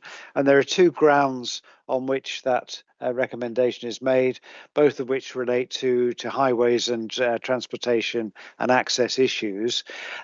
So what I'm going to suggest that we do is that we discuss, first of all, the merits of what is proposed from setting aside, shall we say, the highways and access issues for the moment, and talk about other aspects of the application, which, broadly speaking, have been supported by our officers, whether any comments are made on that. And then we'll think about the highways issues. And I think, members, really the debate today is whether the highways issues are of such significance that they outweigh the undoubted merits that there are of this application, which has been put through with positive comments, generally speaking, on other aspects of the proposals. So perhaps, members, if we could start by making comments in relation to the proposals as a whole, and then we'll come on to the highways issues following on from that. So, John Hunt, I can see your hand is raised. Oh, diolch, Cadeirydd. Members, Helen Luco has just challenged us to be courageous. We've done this before. We all respect immensely our officers. Of course we do. They're much more accomplished in their skills than we are. But when we were at the Roy Hatton site in Brecon, we identified a need that was going against the planning officers. We were able to turn down that recommendation because we perceived that the need of that development was greater than the planning objections to it. I firmly believe that this unique project at the centre of our core mission is giving a greater opportunity for the people of the park, the people of the broader country, to learn about the future than the restrictions that we are being faced with. So I think we really should look into our hearts and say, as Helen says, that this is the way future. This is what we're all about as a park. We've heard very robust rebuttals to the challenges posed by highways, and I'm sure that the college is minded in its heart to find a way around this and can.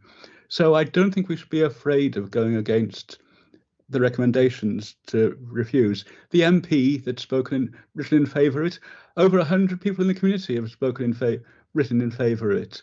The community council's in favour of it. We don't want to go against our community. We don't want to go against our green future. I really believe we should approve this application. It's important. Thank you. Thank you very much, John. Other members wish to come in. We seem to have opened up to a sort of wider issue than just the technical. So if anybody wants to come back on anything John has said or raise any other issues, I'd be very happy to receive those. Can't see any hands raised at the moment. Davina, Powell, just want to speak?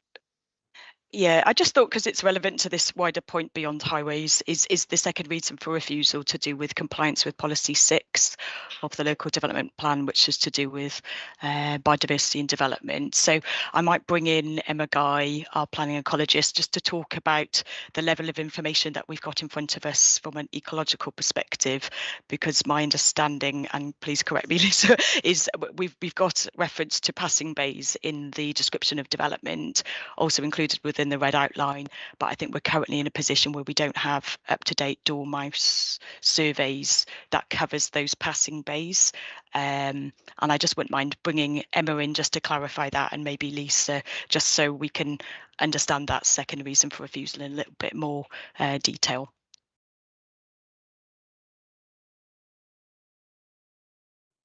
Hello there, thank you, members. Yes, as it stands at the moment, the application includes provision of 2 passing places on the road accessing the college. They appear very small and not up to the usual highway standard, which would allow for sufficient passage of vehicles backwards and forwards. So it's not clear at the moment from the site visit that I undertook whether an adequate passing place can be accommodated in both locations without impact to the adjacent hedge bank and tree line, which includes mature, sort of outgrown hedgerows, mature hedgerow trees, including hazel, which is a key food source for dormice, and it's the hedgerows are well-known dormouse habitat. Therefore, if we needed to increase or relocate the passing bays to provide sufficient space, it's likely that those hedge banks and those trees would be impacted, and therefore we'd need to know if there is dormouse present there, which are a European protected species, and what level of impact that was going to have on those, in which case we can then advise what mitigation is going to be needed. As a minimum, it would be replanting and reinstating the habitat, maintaining habitat connectivity, and preferably enhancing that, and making sure that that could be done in that location. If dormice are going to be impacted, that work would need to be done under a protected species licence issued by NRW. They would also require adequate up-to-date survey information to inform the licensing process. So at the moment, as it stands, we don't have sufficient information regarding potential impact to dormice, a protected species, to be able to make a decision on the application. We can't condition surveys. We have to have that information upfront, as it were, before to inform our decision. Right, thank you very much. So there's no way that a condition could be applied to this application as we see it that would satisfy your requirements. Thank you very much. Steve Rayner. I think Emma might have half answered my question there anyway, which was if we were minded to go against the recommendation from officers, is there anything that could be done with this application to condition it or obligate it? You know, Ben has suggested that they're very willing to look at other conditions. You know, where would we go from here if we were to suggest that we were minded towards approving it? Well, can I say that we would not, as a committee, be in a position to approve this application today. As it's set out, we have a recommendation which is based on a refusal of the application. Clearly, any approval of the application would need appropriate conditions to be set out. I think the best that we could do today, if members were minded to overturn what the officers are recommending, would be to postpone our decision to give the officers sufficient time to put together possible conditions that could be applied to an approval of the application, and at such time there would be a period of time to reflect upon some of the issues that have been raised during this meeting. That's all I can say, really, that we would be asking the officers to come back with potentially conditions that could be applied to the application for consideration at a future meeting. I don't know whether any of the officers would like to add to that, or Charles, in terms of what we could do, but certainly we're not in a position today, I would suggest, to make an overturn of the recommendation. Yes, Gareth would like to come in there. Thank you, Chair. So we have a paragraph within our planning protocol which does cover that eventuality if it did occur. So if members were minded to determine planning application contrary to officer recommendation, the planning committee must clearly and convincingly define the list of planning reasons for rejecting the officer's recommendation and vote on those reasons. And then we need to record those reasons. And then at a subsequent meeting of the planning committee, the head of development management would bring a further report for the reasons formulated by the planning committee not to accept the earlier recommendation. And that would include feedback on that proposal, and also conditions if the committee was mindful to approve the application. Thank you very much. Lisa, you've got your hand raised, I think. I think on the point around the passing places, I think it would be just useful to have Alistair's input on whether he considers the passing places as they currently stand to be sufficient.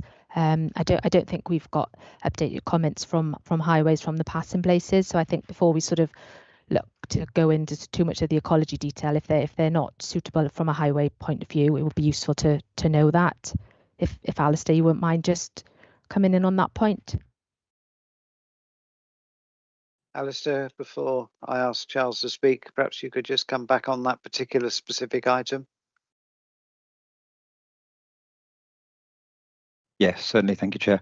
I think it is important just to understand that our concern isn't solely about liability and claims. Our primary concern is about the safety of these users. And the applicant has said, that the flow is below existing. But I suppose what I would say is that, are you seeing 80 pedestrians accessing that facility on a daily basis currently? I suspect not. And that, on the point of the passing bays, the reality is it's 2 bays on quite a long section, which is very restricted in width and which doesn't have much passing opportunity for vehicles and pedestrians.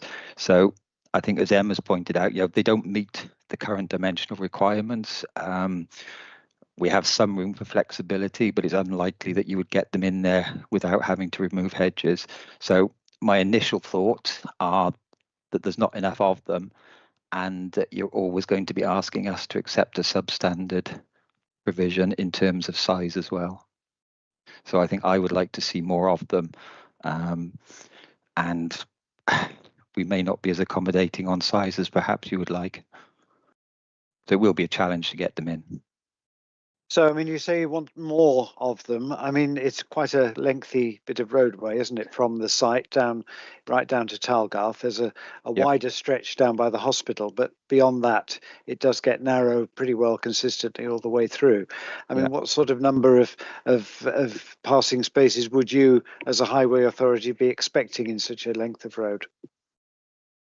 I mean, the normal thing, isn't it? I mean, normally they talk about them for vehicles, so they have to be divisible, so you have to be able to see the next passing opportunity, so that you have to be able to say, oh look, there's a person or there's another vehicle or something in the distance, I can pull over into this passing place to allow that passing maneuver to happen. So you'd have to have an assessment on the basis of, well, how many do you need? And the difficulty there is, you could come up with a figure. You could say, all right, purely hypothetical figure, you could say you come up with a number of 30. Now the question is 30 reasonable for an application of that nature? Probably not. So you would then be looking at, well, are you on 20 or are you on 10? And I honestly don't know. I suspect that you would probably be looking at more than 10. But, that would be an assessment we'd have to make. Okay, thank you very much. Charles, do you want to come in at this stage? Thank you very much, Chair. I have to say I'm struggling with this one, and I'm struggling how to put it, because I want to give members some advice in relation to this, but I also don't want to prejudice the authority's position moving forward into the future. So I think my real concern here is that we have a description of development that includes a reference to the creation of passing places. So that is within the red line. You also have information from your ecologist that the creation of those passing places has not been subject to any assessment. And with that in mind, I'm very concerned about members reaching any conclusions whatsoever in relation to this planning application. It's not a matter of whether they minded to or not. My view would be that they shouldn't reach any conclusions, that they should defer the application and give the, if they were minded to approve it, that is, and give the applicant the opportunity to remove the creation of those passing places from the planning application, remove that from the red line boundary, and remove the need to assess the implications of that. That strikes me as the only lawful way that you can proceed at this point in time. Okay, well, thank you, Charles. So that would mean that we would effectively, if members were minded not to go with the recommendation, you're saying we just then, our decision is to defer the application and then leave it to the officers to go back on the application and review the application and bring it back to us with either a revised recommendation, with a recommendation possibly for approval, but that would have to take account of the fact that the proposed passing places are not included within the application. I think the alternative to that, of course, is to carry out the surveys in relation to the passing places, establish exactly what the impacts will be, and then you could consider that accordingly. But at the moment, you're simply making a decision in a vacuum. Fine. Okay, well, members, I think that makes it clear that the decision today is either to support the officer recommendation. You're happy with that to go forward in the way it's written, are you, Charles? That obviously there is insufficient information in terms of the passing places, so that would stand. Or if members choose to do otherwise, we defer the application. If we defer the application, Charles, would we need to give reasons for deferring the application, or could we just decide that we needed more information before we could come to a decision? I think that would be the reason that you would give. Yeah, fine. Can I just come in there? Yes. If you recall, we did something similar on the Roy Hatton one, where we just deferred it on the listed part of conservation consent. Just deferring it means that potentially this decision wouldn't come back for another two, not the next planning panel, but the one afterwards, if the next recommendation is also to refuse and members don't go with that. So as Gareth mentioned, our protocol says that if members want to go for the application to approve it, it is only a minded for application approval. So it means that we don't make any decision now. The officers would come back to us with their reasons for the conditions, and the officers could come back to us with saying we can't condition this, or they might be able to work something through with the applicant. So of the two options, I'm sure the applicant would prefer an earlier decision rather than a later one. But I think I'd want to stick with the protocol unless we are considering, well, actually, this does need a few months of negotiations with the applicant to work through these points. But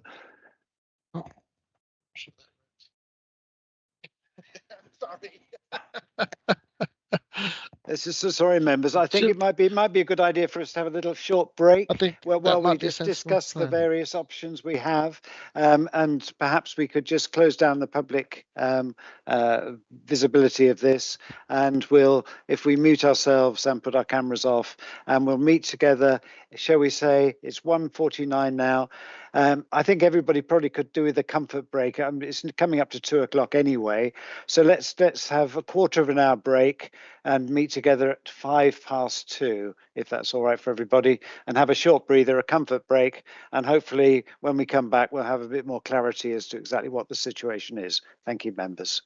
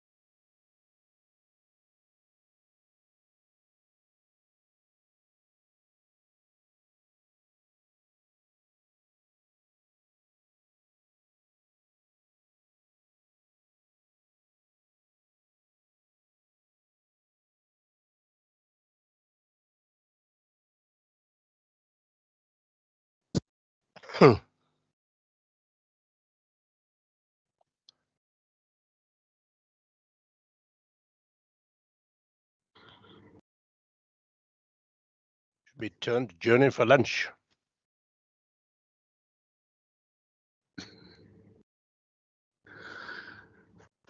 Just silly. Yeah, no lunch today. No, well, it shouldn't be like that. Well, it's a big meeting today. Well, doesn't matter. It's still adjourned for lunch. It's 2 o'clock, John. 2 o'clock. Well, I can do without lunch for a day. I can't. Is your stomach rumbling, Edwin? No. You wanted to do Peter at Meals on Wheels, Peter. Well, in Powers, we'd have adjourned for lunch, Peter, wouldn't we? would indeed. We would indeed. Yeah.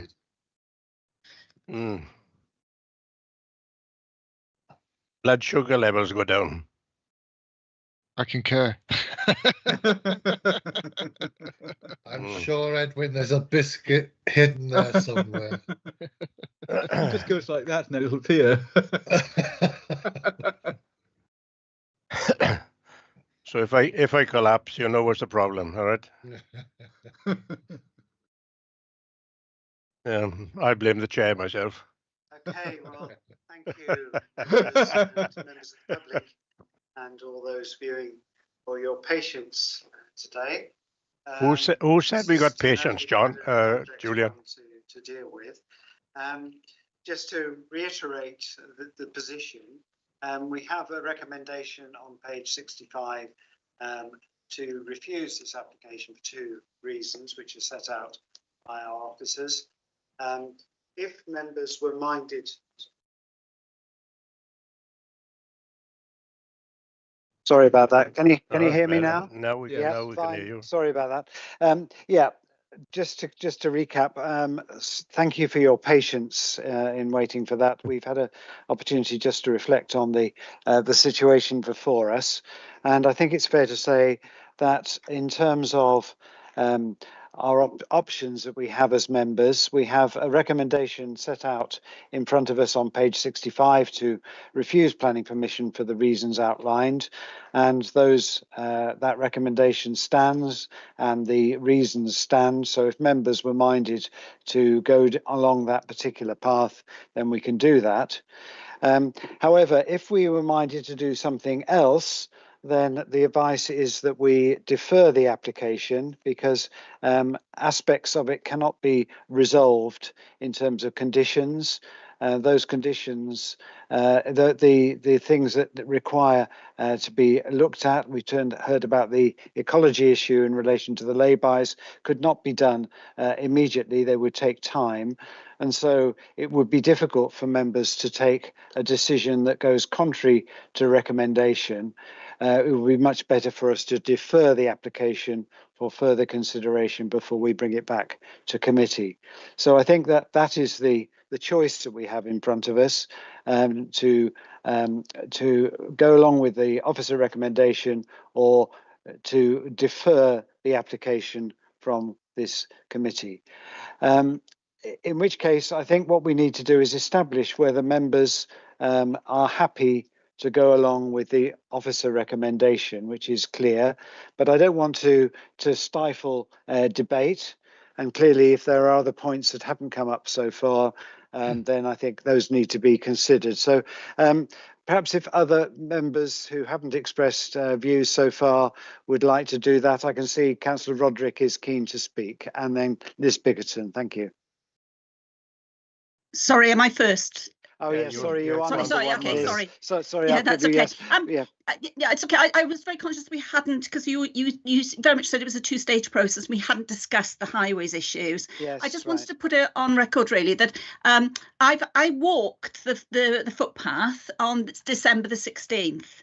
last year, and you know, and I'm really glad that Lisa did that video actually, because before coming to this meeting, I was concerned that we, you know, the severity of that footpath hadn't been shown, and also in bad conditions, because as you saw from the dried mud, it's very, very muddy.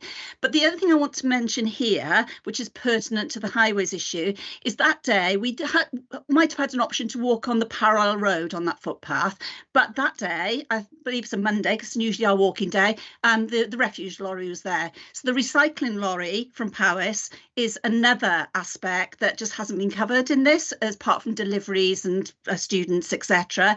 So I just wanted to flag that up, because as a group of about 6 or 7 of us, we felt very vulnerable on that road. And I know it's not the road as the access, but it's comparable in terms of that geography in that area.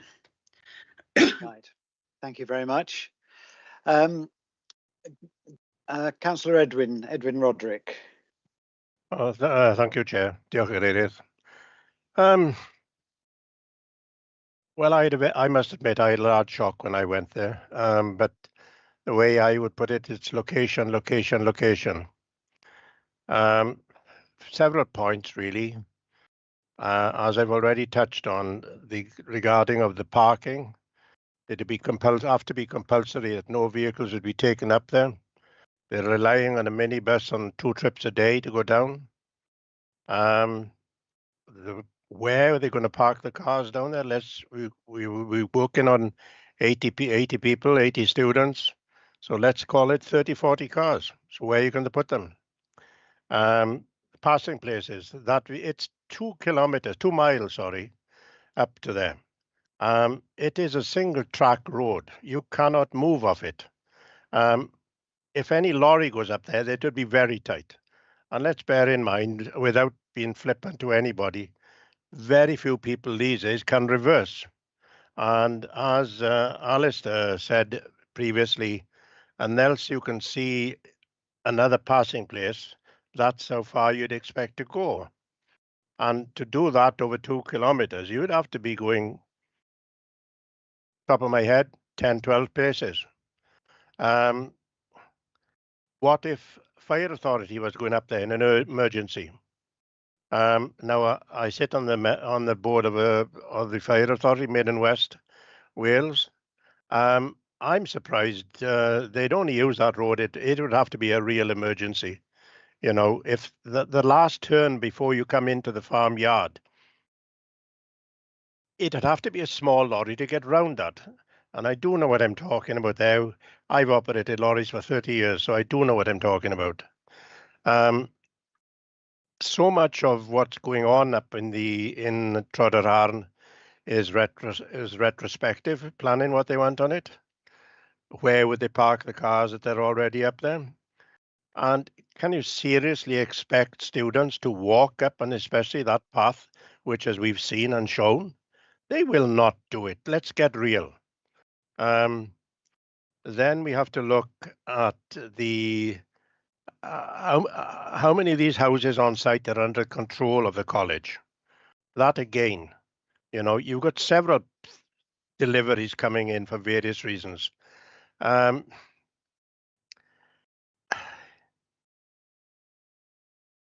toilets, with the compost toilets, for 80 people, compost toilets, they've tried to do that in Bontardaff. It hasn't been working.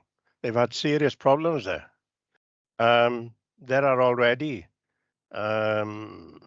conventional toilets there because they were behind where we parked the cars the other day. It goes on. And let's face it, there are colleges around with facilities far to excel over what they are. I cannot find it anywhere, to be honest with you. And I've looked at this. I spent a lot of time reading it. As you know, we spent time looking up at the premises at the campus. I cannot see how on earth we can go against officer recommendation on this. To me, this is a non-starter. Thank you, Chair. Thank you, Councillor Roderick. So would you wish to propose the officer recommendation? Would you be happy to do that? Yes, I'll be more than happy to. A due time, obviously, when we've heard from everyone else. You'd be happy to do that. Thank you. Yeah. Because, you know, it's, again, we come into, let's put it another way. We've got the roads in Powys in a bad state as it is now.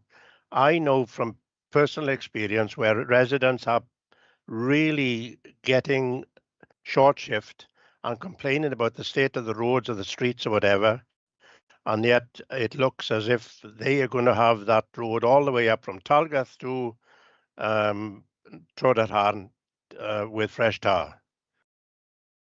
You put yourself in the seat of a resident where they are. We just drive around Talgath is not so clever there.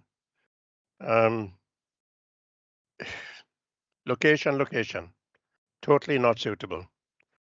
And yes, I will do that when the time comes, Chair. Thank you. Okay, thank you, Councillor Roderick. John Hunt, your hand is raised. Thank you, Chair. Councillor Roderick and I are normally strange allies in agreements.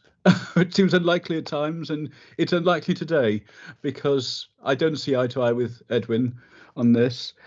Let's look at see who is in favour of this. The Community Council is in favour of it.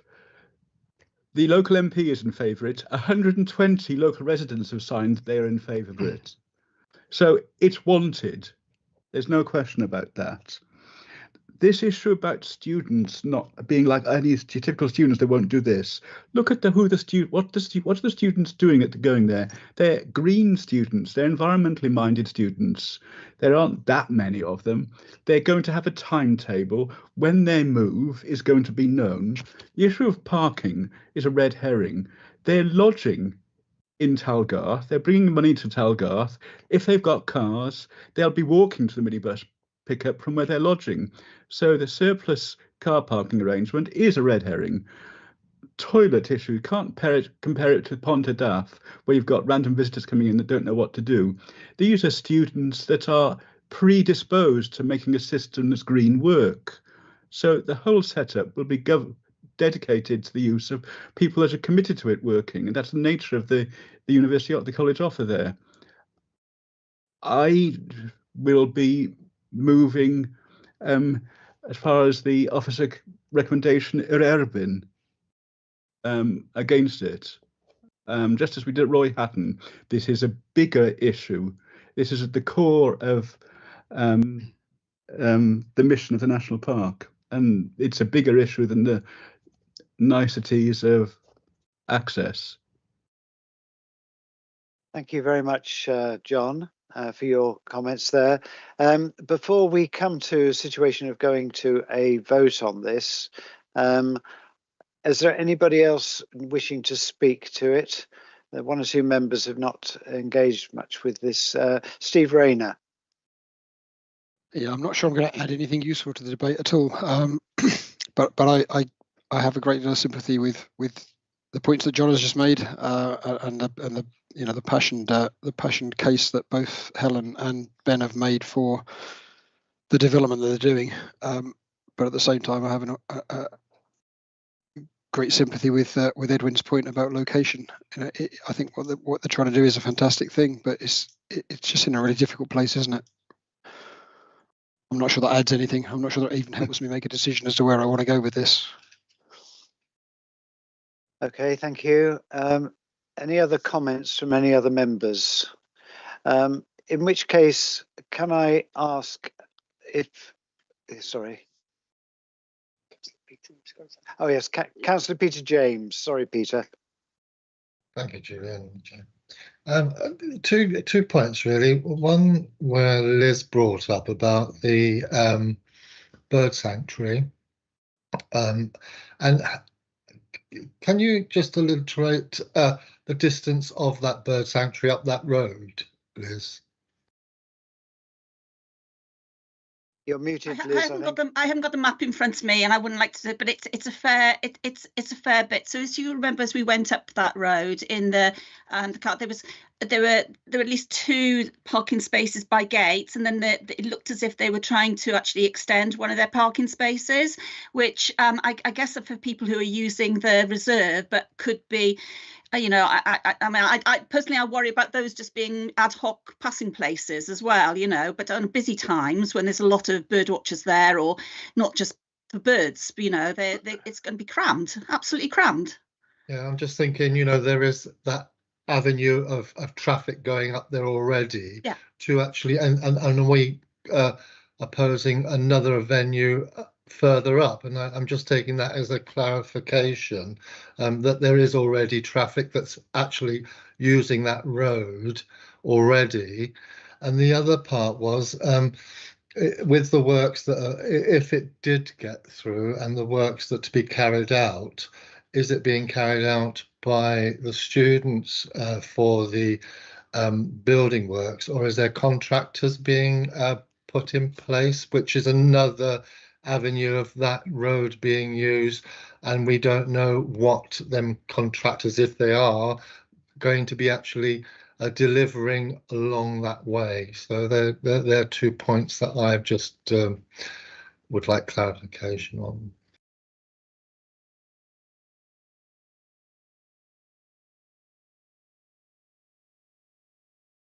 And Lisa, are you provide any clarification on that, or? Yeah, in terms of the distance from, do you mean the distance from Pwllcrach to the site itself, or are you just kind of thinking along that stretch of road?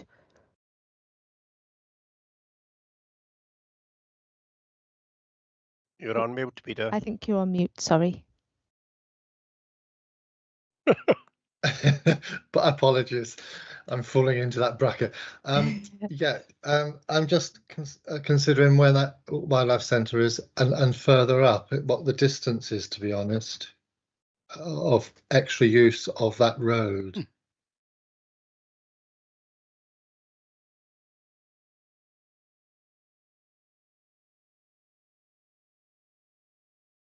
Well, even if you put it halfway, a mile, I don't know, would I be far out? I don't know.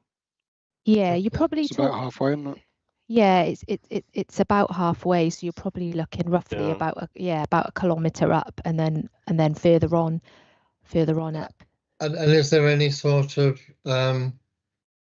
analogy of how many vehicles are using that, perhaps in the summer or whatever? I mean, I'm just trying to work out how many other vehicles are using that access or that road.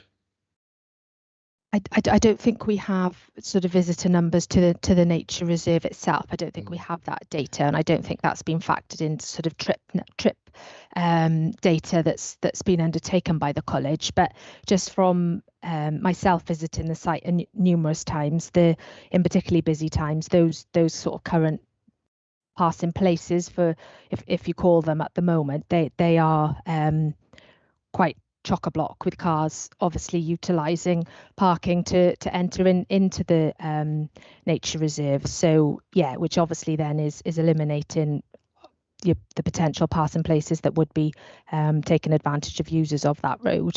Yeah. But in terms of the construction that would be happening on site, as far as my understanding is, it will be done by contractors. I don't believe it's to be done by the students, and I think there is some information just in their travel plan, but I'm not sure entirely that is I can briefly add what will happen. But construction lorry will not get round that top bend. It will be difficult to navigate. Get round, I can tell you that. Yeah, it's just another point anyway. So thank you for that. Thank you very much. John Hunt, your hand is raised again. Are these new facts that you want to bring to our attention? Just a new thought before we vote. We've heard lots of recommendations today that if we defer, then there's more conditions to be thought through. So by voting against now, we open up more potential for enhancement of the application and more potential for the project continue. If we accept officer recommendations now, we're almost putting a stop on the development. Whereas if we vote against, we're keeping the window opening for them to make more refinements to make it more progressible. So I would say voting against officer recommendation now is not killing the college. It gives more potential to refine in a better direction. Thank you, John. Okay. Who else have we got to there? Is there? We've had a proposer for supporting the recommendation set out in the report on page 65 to refuse. Is there anybody who wished to second that? Edwin Roderick has proposed to that. Is there a seconder? Yes, Liz Bickerton, thank you very much. So we have a proposer and a seconder to go along with the recommendation on page 65. Do you want to read out that recommendation to us, Lisa or Davina, or shall we take it as written there? I think it's probably a good idea just to confirm what that recommendation is before we put it to a vote. Yeah, I'll read out the reasons for refusal as well, if that would help. So the recommendation is to delegate powers to the Director of Planning and Place to refuse planning permission for the reasons outlined in section 12 of this report. Reason 1, reading, the development as proposed offers access challenges which do not provide coherent, direct, safe, attractive or comfortable active travel routes that would offer a sustainable access option for the lifetime of the development, thus leading to other modes of transport which cannot be accommodated safely on the current highway network. The development is considered to be non-compliant with the local development plan policies SP 17 and 59 in that the proposal will result in transport impacts that cannot be satisfactorily mitigated due to the existing highway network. And reason number 2, the development is not compliant with policy 6 of the local development plan, as there remains lack of clarity on whether the proposed passing places can be achieved in practice without impact on ecological features and European protected species. Thank you very much, Lisa. Well, on the basis of that recommendation and those reasons, Edwin Roderick has proposed and Liz Bickerton has seconded that we go to the vote on those. So can I hand over to Danny to take us through the voting procedure, please? Thank you. Okay, first I come to you, Mr. Rayner.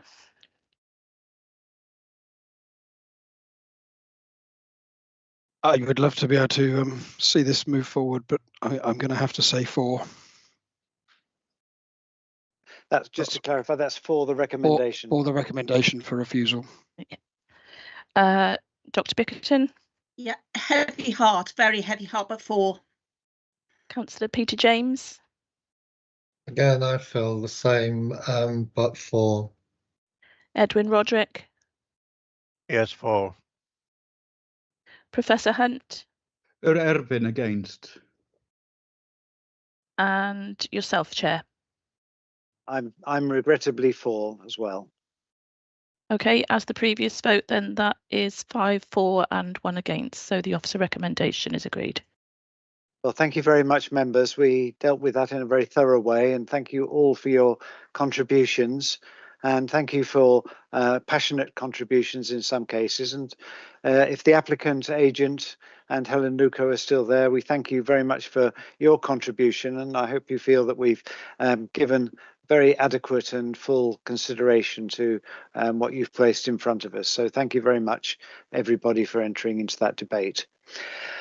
Right, well, we can move straight on then. I don't think we need to have a break. The rest of the items on committee are for noting, and hopefully we can move through those fairly swiftly this afternoon. So I'm moving now to item 6, item 1, I think it is. No, sorry. Item 6, item 1 on page 74. And we have a number of applications there for noting. I'm not going to go through those pages unless any member wishes to raise those issues. And if so, then really it's for you to talk those through with the case officer. So through to page 79, any members got anything to raise in relation to any of those pages? That's 74 to 79. I don't see any hands raised, so we'll take those as noted. Thank you, members. Agricultural notifications are on page 80. Again, I'm not expecting any debate on this page, but if anybody's got anything to raise, no, thank you. We note those. The fringe application reports 81 to 112. Now, fringe applications, obviously, the first one on page 81 is a considerable application. I don't know whether officers want to just explain where we are in terms of the processes. We've also got an appeal decision as well, which members will already be aware of. I noticed that Chris is here today. Chris, do you want to just talk us through these various fringe applications which we've engaged with in terms of wind farms and so forth along the southern boundary of the national park? Okay, thanks, Jay. I'll briefly touch on where we've got to with the Abertillery wind farm. If that helps, it's reference to development of national significance with a PEDU reference of 3278009. What we've done there is we've lodged written representations expressing concern at the impact on people's ability to enjoy the special qualities of the national park, in particular around the Blorenge, but also highlighting our support for representations outlining the potential adverse impact on the Blaenefan Industrial Heritage World Heritage Site. Part of that includes an access road which goes from, well, almost touches the national park boundary and extends 4 kilometres across the mountainside. And we've also asked for greater consideration of that and the impacts of that on the mountainside to be taken into account. The examination started. It's fair to say the inspector to date didn't put a specific hearing issue on the impacts of the special qualities in the national park, but did on Blaenavon on the impact on the World Heritage Site. But that examination is currently being suspended. The inspector asking for further information as part of the environmental statement or justification from the developers as to why they won't provide that further environmental information. And that request does cover the points we've raised. So currently that development national significance examination is suspended. Hope that brings you up to date on that one. The other one, I'm not sure if this is the right point to bring it in, just to highlight the decision on the Penmach development national significance, which was refused by Planning Environment Decisions Wales since we last met.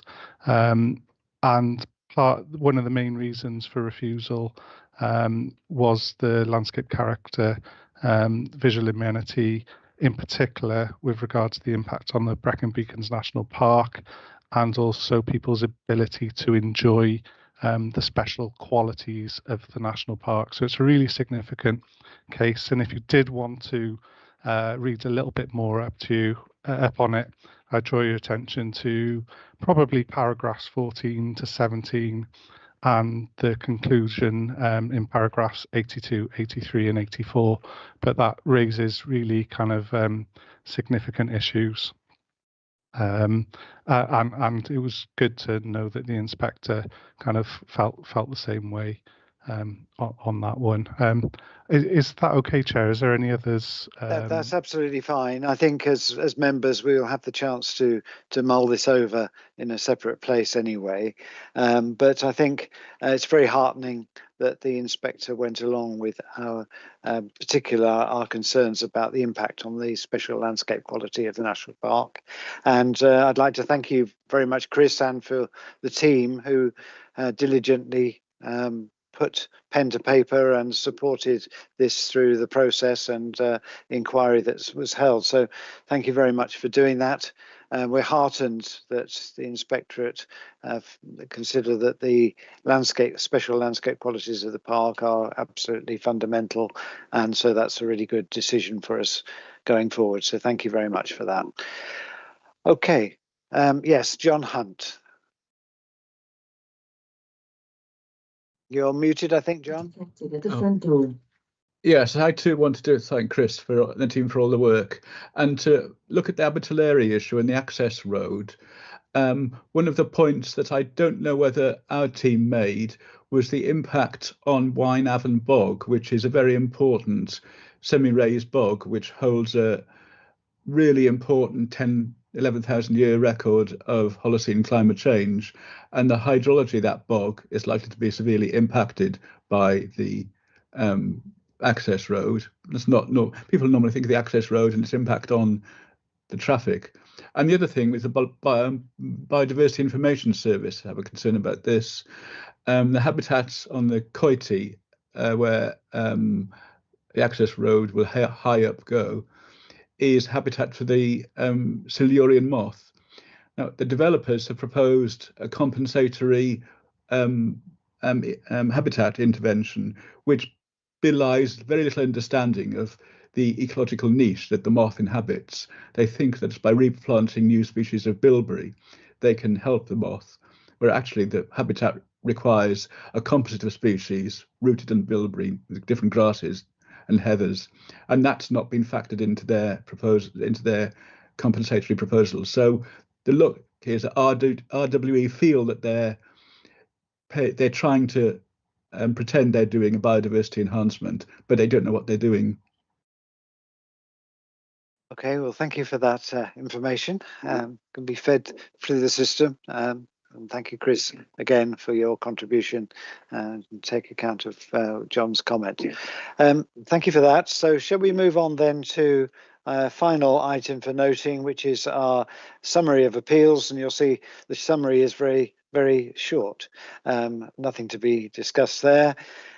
In which case we can move on from the noting items to item 7, page 115 of our reports, which is where we go into exempt mode because of decisions on enforcement and reporting on enforcement matters, which are taken by the committee without the public involvement. Now, I need to ask, I think, our monitoring officer to just introduce this so that we take a vote on going into that mode. Thank you, Sean. Thank you, Chairman. The recommendation is that under Section 100A of the Local Government Act 1972, the public is excluded from the meeting and the press from the meeting for the following items of business on the grounds that there would be a disclosure to them of exempt information as defined in paragraphs 12, 13, 17 and 18 of Part 4 of Schedule 12A of the Local Government Act 1972, and if the public interest in maintaining exemption outweighs the public interest in disclosing the information. Thank you, Chair. Thank you, Sean. I will need a proposer. I can see John Hunt and Councillor Powell put their hand up, I presume proposing and seconding, and we will go to the vote. Danny, if you could take that, please. Yeah, I'll just unmute myself there. So Dr. Liz Bickerton first. For. Councillor Edwin Roderick. For. Mr. Steve Rayner. For. Professor John Hunt. For. Obliged. Councillor Peter James. For. Councillor William Powell.